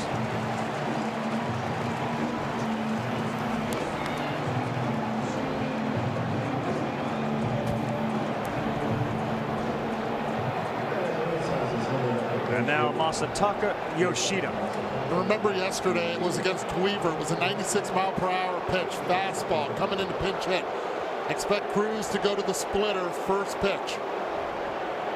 2-run single last night, 7th inning pinch hitting on the first pitch he saw. That gave Boston the 2-1 lead. Yoshida missed nearly 100 games to start this season. And this is why they got Cruz. Not only for the righties, but it's especially for the lefties with the splitter.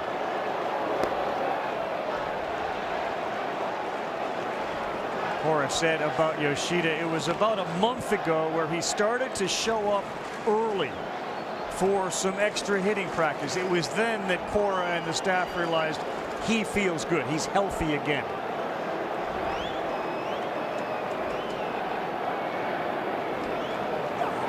Not missed badly, 2-0. As mentioned, different pitcher, similar situation, different pitcher, and he jumped all over that fastball.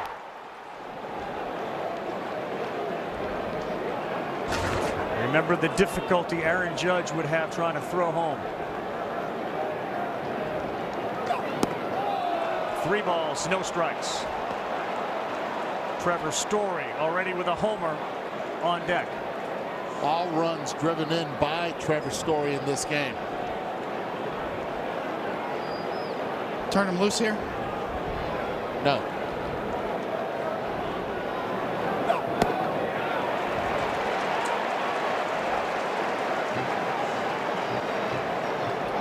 Great 3-0 pitch, though, right on the outside corner. Not much Yoshida could have done with it if he had the green light.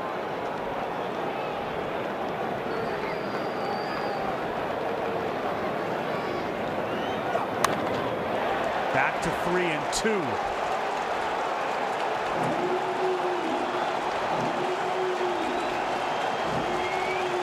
And probably back to the splitter here after 2 fastballs.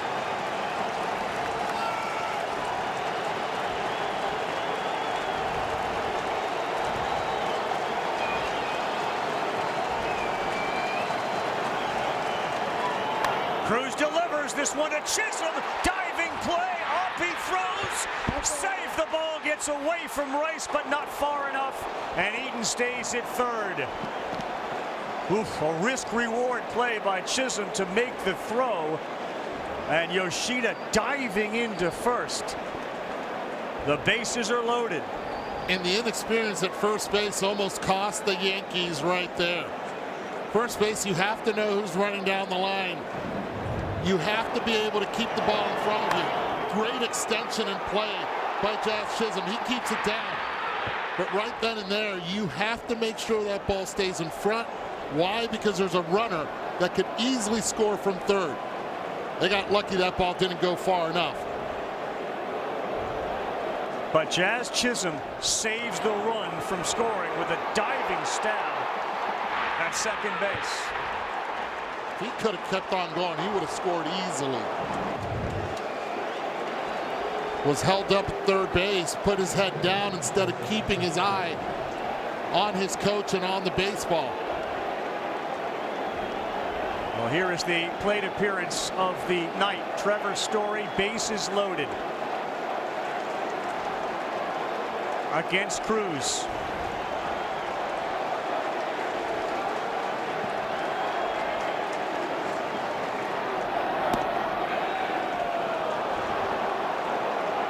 There was a time in his career where Story was as good a hitter as there was in the major leagues in his days as a Colorado Rocky. And a long-term deal to come to Boston to play in an environment like this.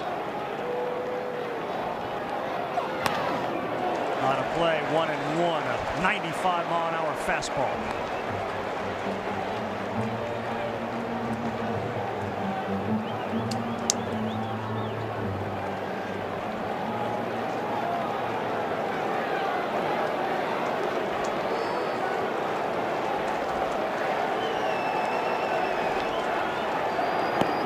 Great job behind the plate to block that one. Wells.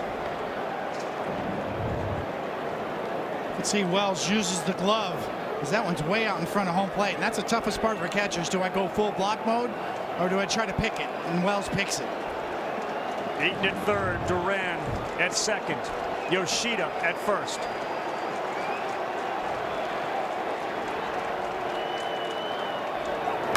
Story sends one high and deep to center field. Grisham on the track is there to make the play. And look at Fernando Cruz. He got Rafaela to pop it up to him to start the thing. And a 400-foot flyout with the bases loaded to end it. PR es otra cosa. Fernando Cruz giving his team a chance. The bottom of the seventh. Here we go. Jazz Chisholm saved a run by diving, and then he threw one to Rice.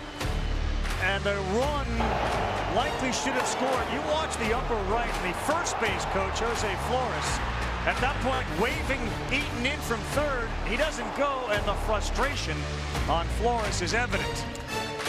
And then Trevor Story hit one to the deepest part of this big ballpark. For a second, he was wondering, did I get enough? And Grisham on the track. It's 408 feet to dead center. Rodon hoping it stays. It did.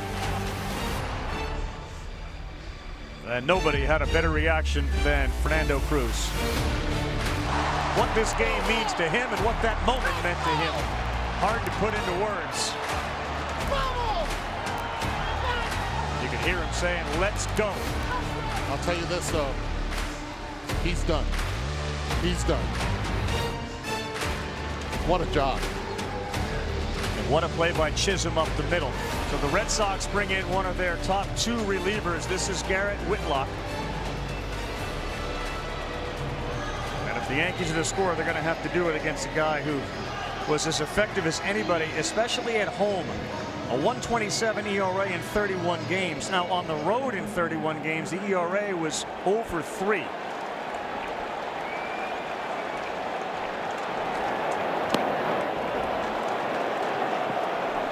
It'll be 9-1-2 for the Yankees in the bottom of the seventh of a 3-3 game. A sinker, slider, changeup. 3-pitch pitcher.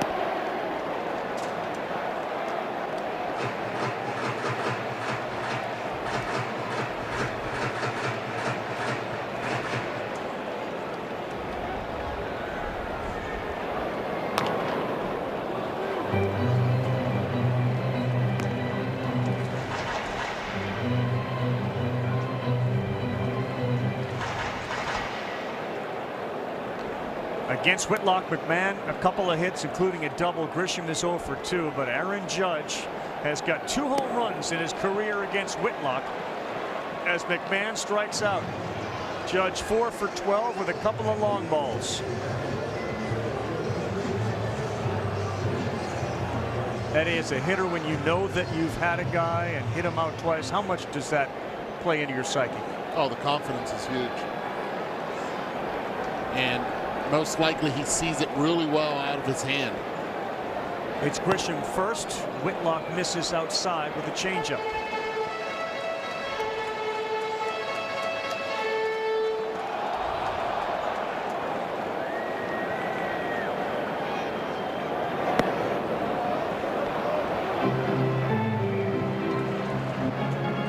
That ability that he's had all year when he does fall behind Whitlock 1-0 to be able to throw the changeup for a strike has been the equalizer. A little number that's going to go foul. The best I ever seen at it, Pedro Martinez. He fell behind. He can go to that secondary pitch and dominate with it. Yeah, the overall command of that particular pitch, especially the left-handed batters, is so good because he can throw for a strike, and then he can just miss with it too to get a swing and a miss. 91 strikeouts during the regular season. He led the Red Sox in relief pitchers in innings and strikeouts. And that ball pulled down the line, but hooking foul. Well, one thing to obviously pay attention to is that this is old school baseball. We're going to play as many innings as it takes as this score stays tied. There will be no ghost runner on second base.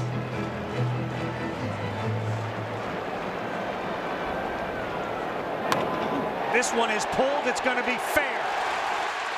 Grisham will head to second base. Here's the throw, and he is in there with a double.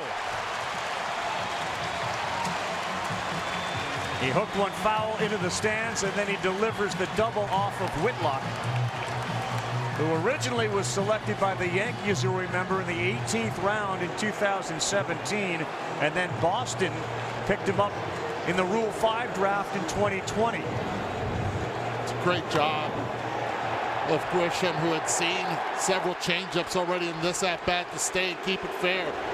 The fourth changeup he sees, he's at second. Aaron Judge is 4 for 4 in this series with men on base. He's 4 for 7 overall.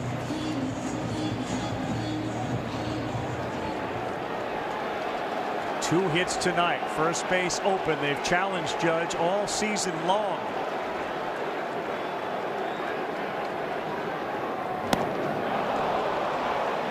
Slider. And it is 0-2. Well, Whitlock, last time he gave up a run was what, August 17th. September, he was stingy. 0 runs allowed. We're in October now. Story with the bases loaded last half. Flies out to deep center. Judge, runner in scoring position in the bottom of the 7th. Called strike 3, 97. Right at the top of the zone. And Judge is gone. 2 strikeouts in the inning for Whitlock.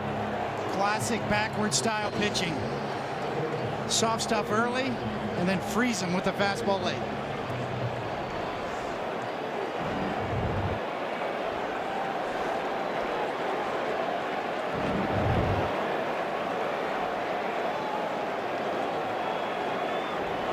Bellinger asked for time, and now he's back in.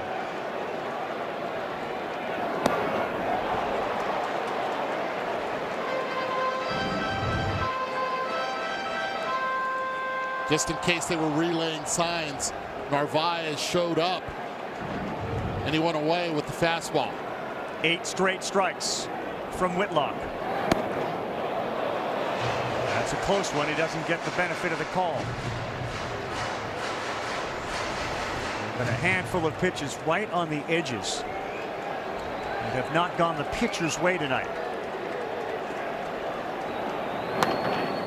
That's foul. Tony Gonzalez right on the line at first base.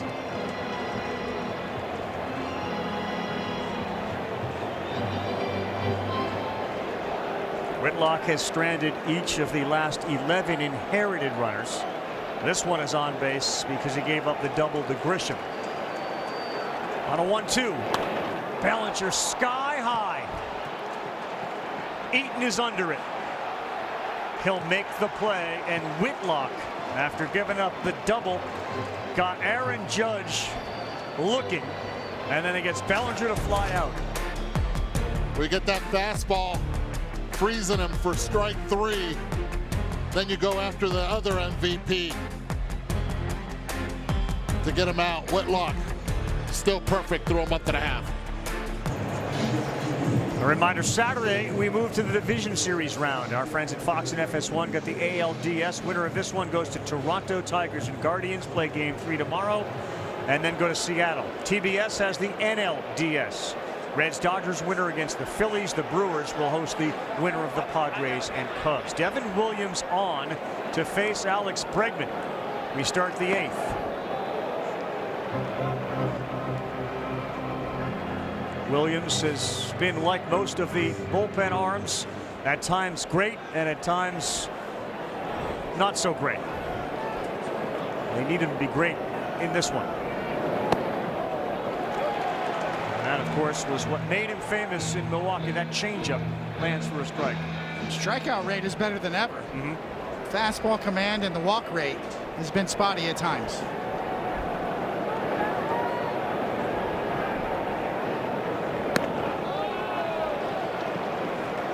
Has it been his lack of command with the fastball? What have you guys seen?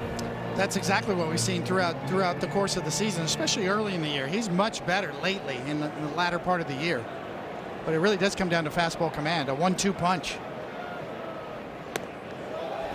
Back-to-back fastballs missed, and now a dangerous count against a good hitter, Bregman, 3-1. Nathaniel Lowe is on deck for Boston.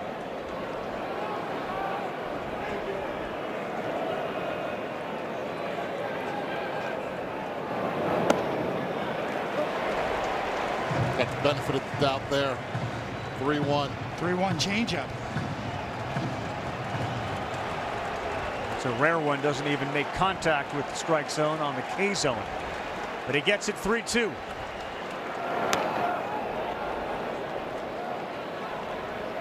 Eduardo, would you as a hitter think to yourself, I gotta sit change up here because he hasn't been able to land the fastball? No, as a hitter right here, I'm looking in the top part of the zone. Okay. Because if he does throw the fastball, I have to give myself a chance. And I can spit on the changeup down.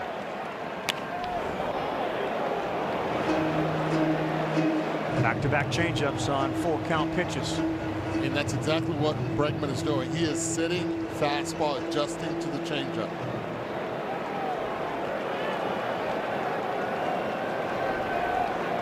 Eighth pitch of this at bat to the leadoff hitter in the top of the eighth. Another changeup, and that one is down. Bellinger makes a nice stab at it to keep Bregman at first. For the third consecutive inning, the Red Sox have got the leadoff man aboard. Another changeup. Really good hitting by Bregman. He finally keeps one fair. He'd been yanking them foul, and Bellinger on this side. I mean, it looks like nothing, but getting there and getting that hop. If that gets by Bellinger right there, that is trouble.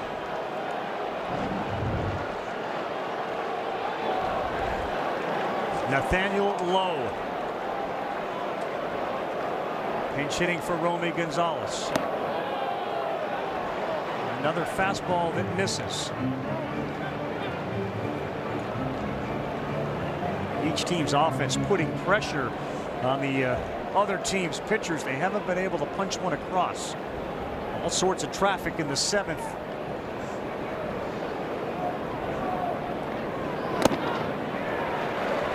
There is a strike on a fastball at 95 to Lowe.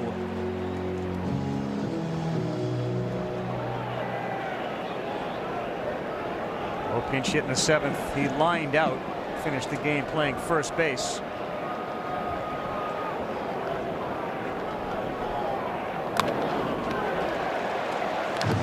Now he seems to have found the fastball. That's huge for him because he needs to get the chase on the changeup, has to pitch ahead in the count. Now he's not forced to go to that changeup in the zone. 34 regular season games with the Red Sox, 2 homers, a .280 batting average for Lowe.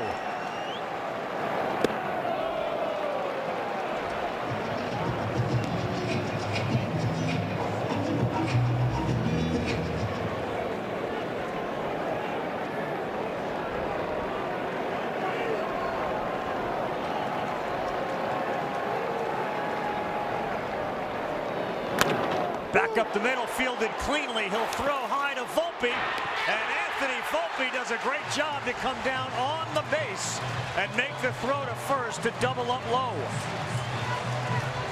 Anthony Volpe, who had a lot of criticism here in New York, has really turned it around the last 50 games. Good adjustment. Catch the ball first, land on that bag, and in one motion, throw the feed, a good feed back to Rice.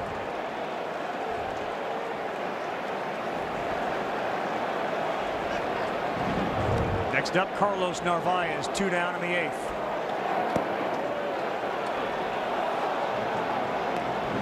Ball 1 low.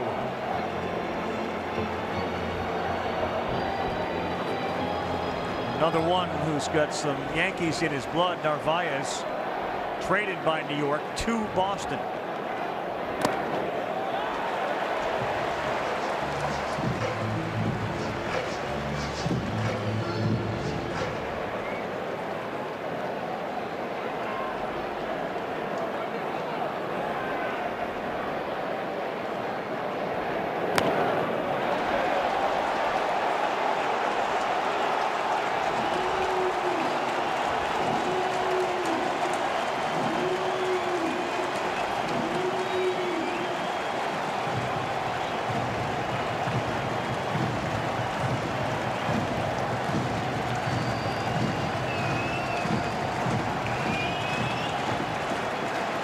15 home runs during the regular season as Williams pitches ahead 1-2.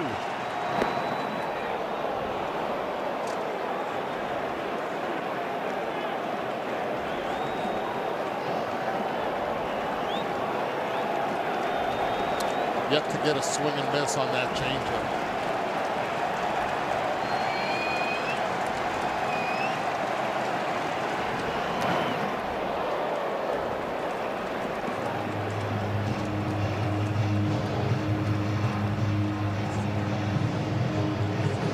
Talk about the variance. That was always the most impressive part to watch Williams. He throws the changeup at 83, but he has 96, 97 in his arm from a fastball perspective. Whoa. Full there, and that one almost hit Eaton, who had a dive out of the way of the flying bat. He is slow to get up. You don't see that very often. But Narvaez fooled badly, and Eaton had to hit the deck. Take a look at that when we come back to the bottom of the. Ben Rice will lead things off here for the New York Yankees against Garrett Whitlock. Nathaniel Lowe will stay in at first base.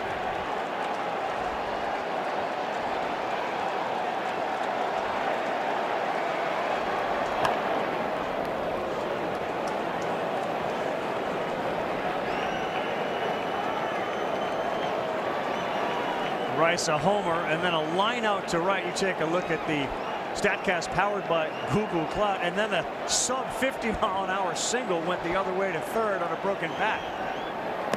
Big swing there at 95.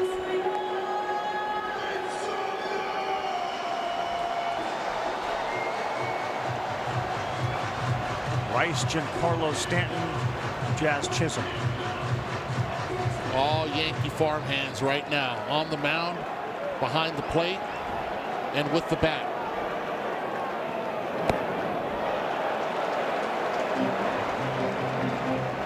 Good pitch, good take.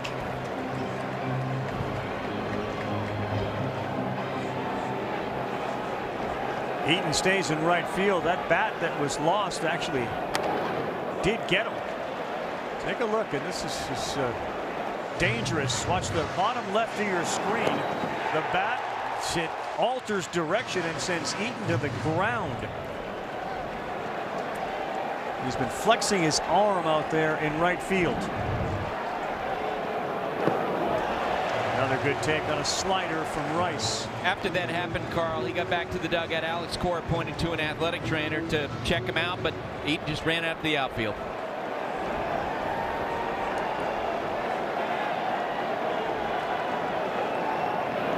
He got Rice on a changeup. Garrett Whitlock's nastiness continues here tonight. It's as good as it gets right here. I mean, look at the grip and watch the location, the movement, perfectly located. That thing is a strike the whole way until the very end. Well, from one dangerous hitter to another. Giancarlo Stanton had one up in the zone. He fouled it straight back.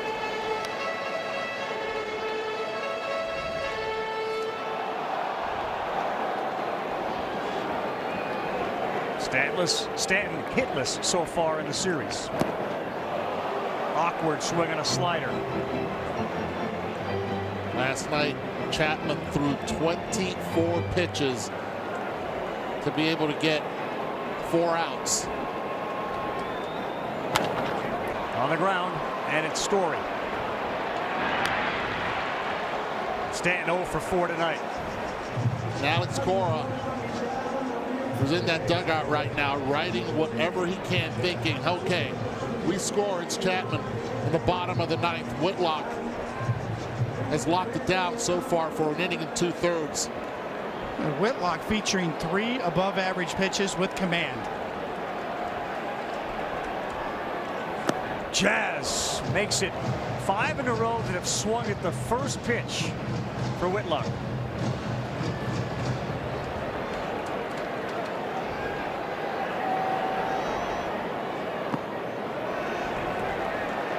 Game 3, if there is one tomorrow night, all the chips being pushed to the center of the table by Cora. rookie pitcher expected to start.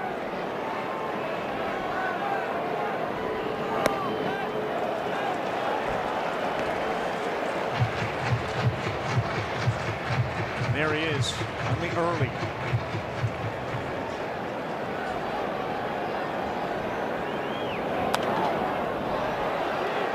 You know, every left-handed hitter that did not start yesterday has been able to get on base, do something offensive to impact this ball game. The only one that hasn't, Jazz Chisholm, 2-2.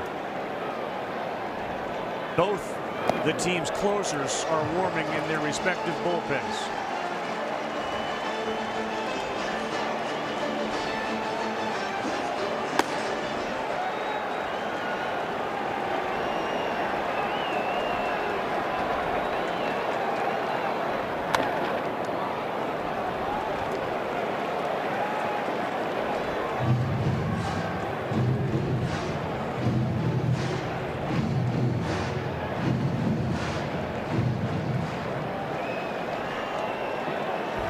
Whitlock, for his career, had been a starter. Trying to stay healthy, they moved him to the bullpen, and he issues the walk to Chisholm.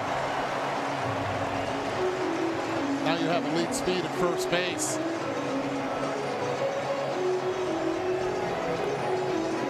Jazz Chisholm.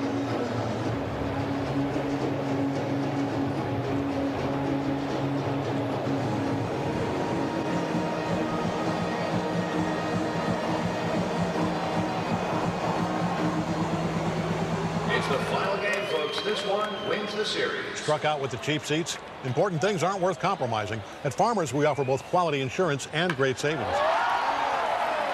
Here, take mine. We are farmers. Bum, bum, bum, bum, bum, bum. Manley goes out to the mound and talked with Whitlock. Last September, Whitlock went to Cora and said, I have an idea. I want to prolong my career. I think I can help you in the bullpen. And Cora's reaction was, love that idea. Need you to be healthy and can use you in the bullpen. He has been as effective a weapon as there's been in baseball.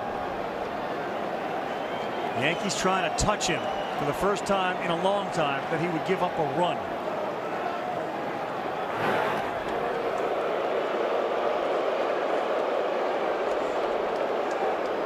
The Yankees have done their damage tonight. Both their rallies started with 2 outs, and all 4 series runs have come with 2 outs.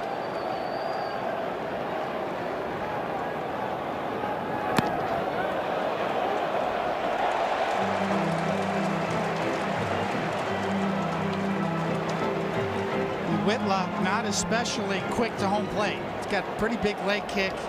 If Chisholm gets a read, he should go.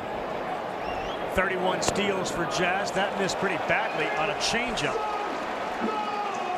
And Whitlock nods his head. Says, let me have the ball back. It's 2 balls and no strikes.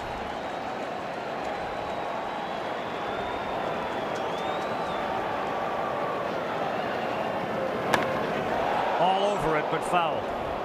Yeah, sinker in. Look, the reality is you got Volpe on deck. Whitlock doesn't have to give in. Can play the matchup. You prefer to get Wells to chase.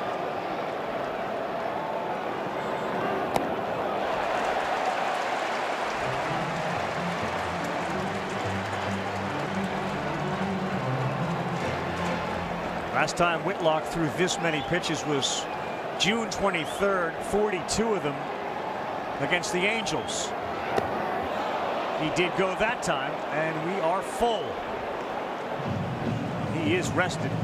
The multiple innings was certainly part of what Cora expected out of him tonight.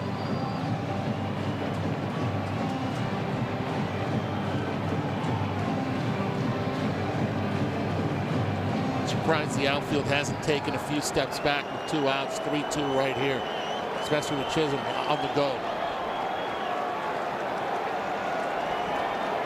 The 3-2 fouled off.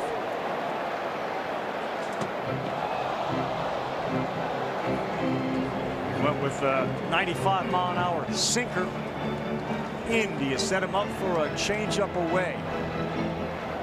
I would. Seventh pitch of the at-bat coming to Austin Wells. And he lines one into right field. Fair ball. Chisholm to third. He's being waved. Eaton coming home. Here's the throw. He's safe.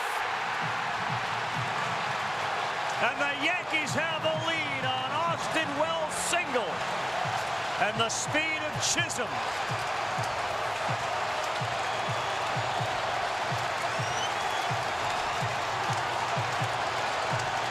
A bang-bang play and a great throw from Eaton. Tell you what, ball right on the corner. Nothing you can do if you're Eaton. Throw it in. You cannot replace speed. And Jazz Chisholm able to go with 2 outs on the pitch. Change up, beautiful slide. A 2-out rally. Set up. All via the walk. First run allowed by Whitlock in 14 games. And all these runs the Yankees have scored in this series have come with 2 outs. Getting the count to 3-2 and allowing Chisholm to get a running lead was the key. Well, if the Yankees hang on and win, Jazz Chisholm is the star of the game. He saved a run defensively, and he creates a run with his tremendous speed.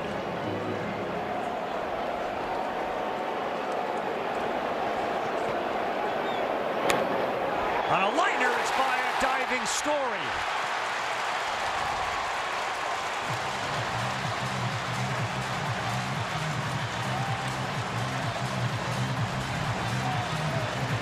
And you certainly have to wonder, given the amount of pitches that Whitlock has thrown, Alex Cora is hoping somehow they can get a run off Bednar, because it's unlikely you'll see Whitlock back-to-back nights with near 45 pitches. I'm wondering right now, if do you actually take Whitlock out? Yeah. And I don't care that there are right-handed hitters on the bench. You have the lead, your best defensive players at the plate, and you are not going to pinch hit for McMahon.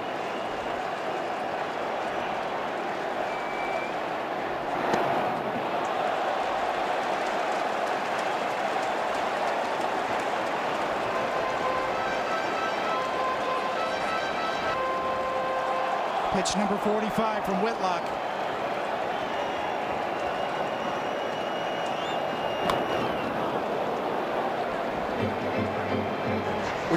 We talk about the impact of Jazz Chisholm and how he changes the dynamic of this lineup. We saw it with the defense, and now appreciate the base running. The aggressiveness, the slide to the outside part of the plate gives the Yankees some hope going into the top of the ninth.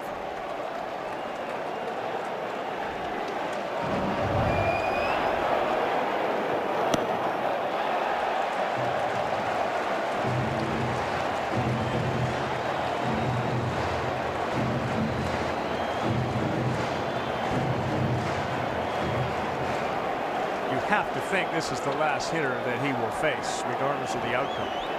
Pitch 30 of the inning, and he missed inside with a walk to load the bases. And here comes Alex Cora.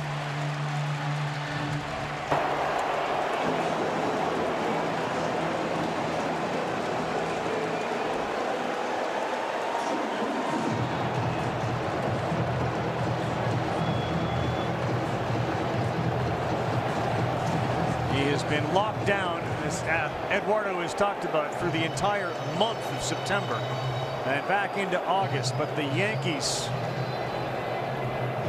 their patience at the plate, they're forcing the pitch count up. Finally, they break through on an Austin Wells shot down the line in right. Eaton did an amazing job fielding it bare hand, good throw, but the speed of Jazz Chisholm and that oven mitt of his crossing home, putting the Yankees on top. They look to add to it when we come back with the bases loaded and totally in for the Boston Red Sox.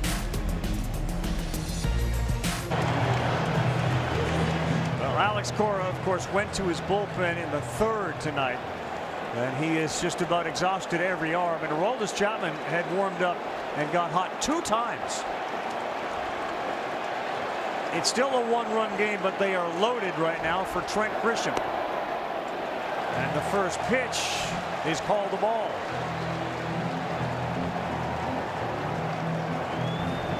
Could have gone the other way as well.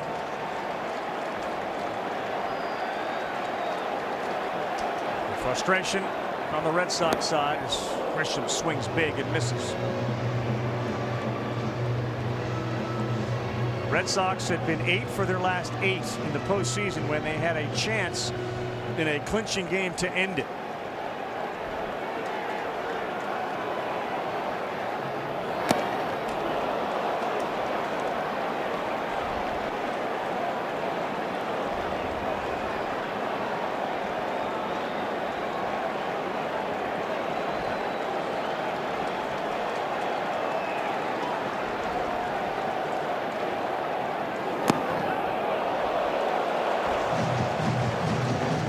Close pitch. Yeah, there have been a couple of them in this plate appearance, and if you were asking the animation of K-zone, they'd both be strikes.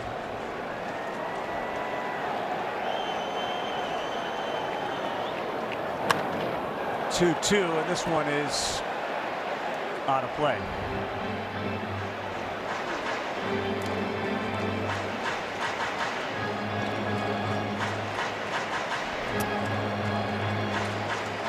Ryan Baio went 2 1/3, and then it was a steady stream of Wilson and Slayton, Matz, Kelly, Whitlock, and now Tolley.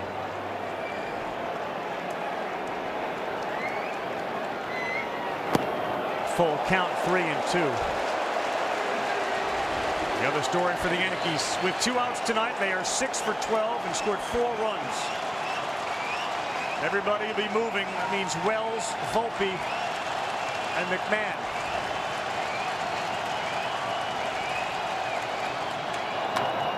And a high chopper to second base, Sogard. And Tolley will get his job done, but the Yankees use the speed of Chisholm and the RBI from Wells to go to the 9th, leading by 1. It's Bednar time.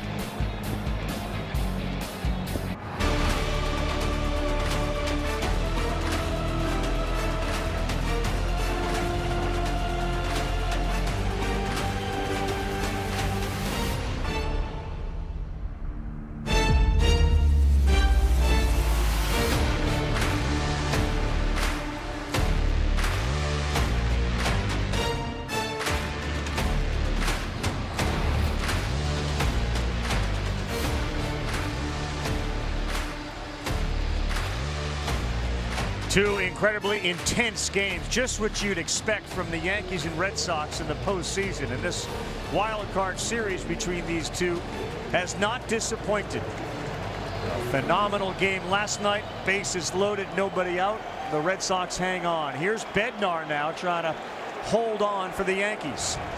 Wilyer Abreu will pinch hit. The Yankees 32-1 when leading entering the 9th, facing postseason elimination.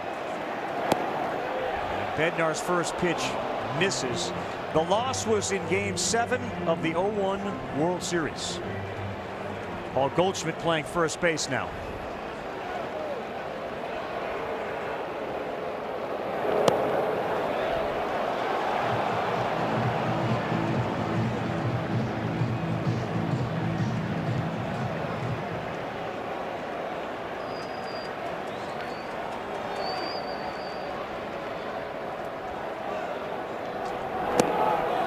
Lands that one.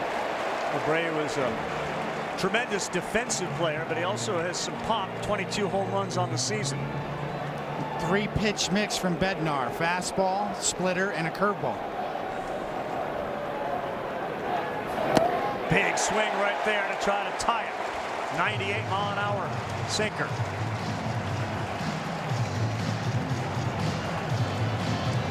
He uses his curveball to get strikes when he needs it, and the splitter to finish off lefties when he's trying to strike them out. The bullpen has been a good story tonight. 2 innings, just 2 hits, and no runs. count goes full. If he does reward to get on base, most likely it will be Hamilton running for Abreu.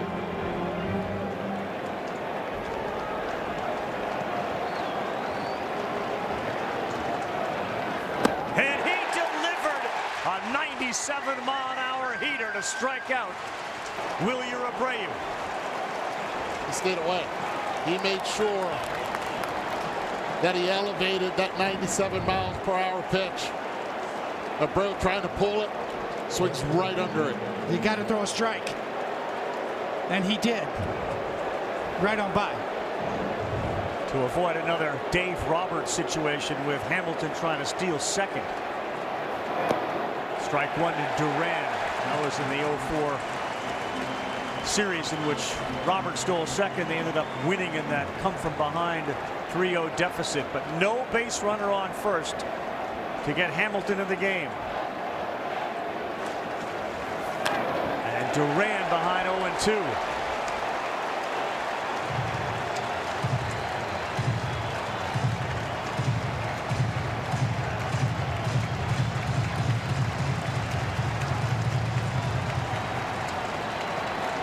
Aaron Boone stuck with Carlos Rodon after going out to the mound. He gave him 6 innings, allowed 3 earned runs.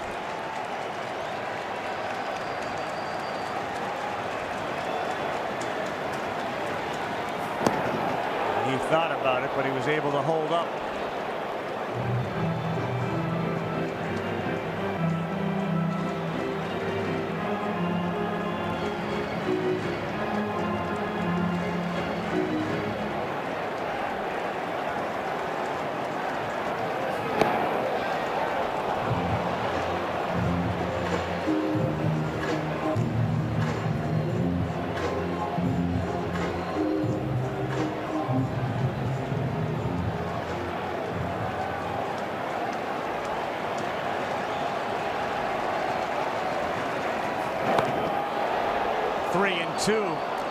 A really good take from Duran on a curveball.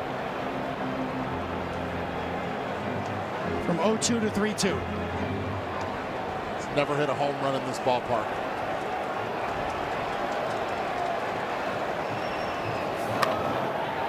Out of play. 16 of them on the regular season. Duran, of course, involved in one of the key plays tonight, trying to chase that ball down in left and went off his glove. The Yankees grabbed a 3-2 lead. Another payoff pitch from Bednar. Called strike 3, froze him. 98 back-to-back punch-outs, 1 out away from forcing a game 3.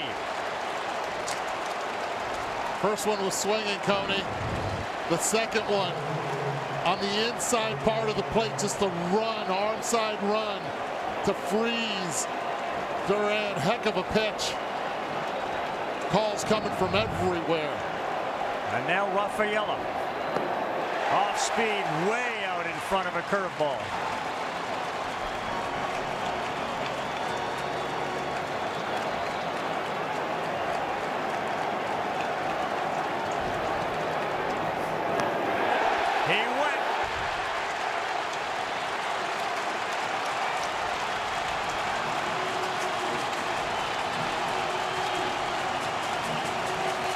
Guys that didn't play last night, Rice and Chisholm, had a monumental impact on this one. And now Bednar trying to close it.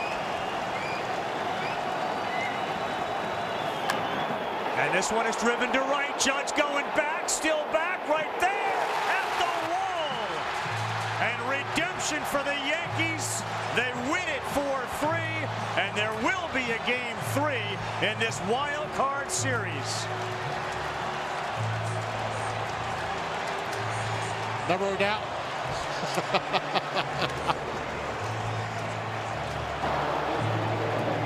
What a difference a night makes. A little bit of a hold your breath moment there, but for sure. But yes, the Yankees did what they had to do.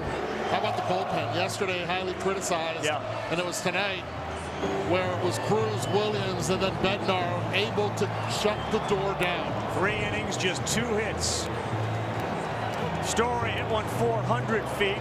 That one right to the wall when the big man is out there to catch it. And a fist pump for him. The lefties were back in the lineup, and the Yankees were able to get a victory. The Rice homer, Chisholm's glove and base running, and then the big one that allowed Jazz to score all the way from first as he was on the move on a 3-2 pitch. And Austin Wells delivered. Exactly what you'd expect from a Yankees and Red Sox series. What a special first 2 games. And tomorrow night should be fascinating. Not sure how the Red Sox scheduled their pitching. And it's a kid going for the Yankees. Turn the rookies loose. Baptism by fire. Buster, you ready? Go ahead. All right, Jazz, what was that like to play in? I mean, it was a lot of fun. I mean, it came down to the wire. Last pitch, last batter, you know. But we just kept on fighting and we prevailed. All right, walk us through this score tied 3-2 count. You're on first base.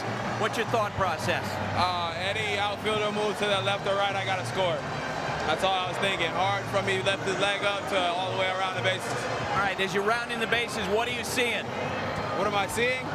Just a blur. I didn't see anything. I was just going. All right.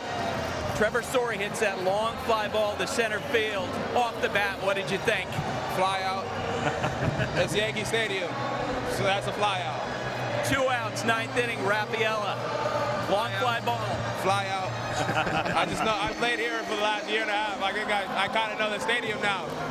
1-1 going to game 3. How you feeling? Feel great. I always tell you guys, I always trust my guys and think that we can do whatever. So right now, all I can say is, I feel like we're going to win game 3. Yes, thanks. Carl, back to you. What an interesting interview there with Jazz, who knows the yard, he knows excitement, and we're going to have a game 3. You think Cincinnati can make it 4 for 4? You'll see. We'll see next. It's the Dodgers and the Reds. We have 3 game 3s tomorrow. That was fun. You can hear Buster say that was fun. It sure was. For Eduardo Perez, David Cohen, Buster Olney.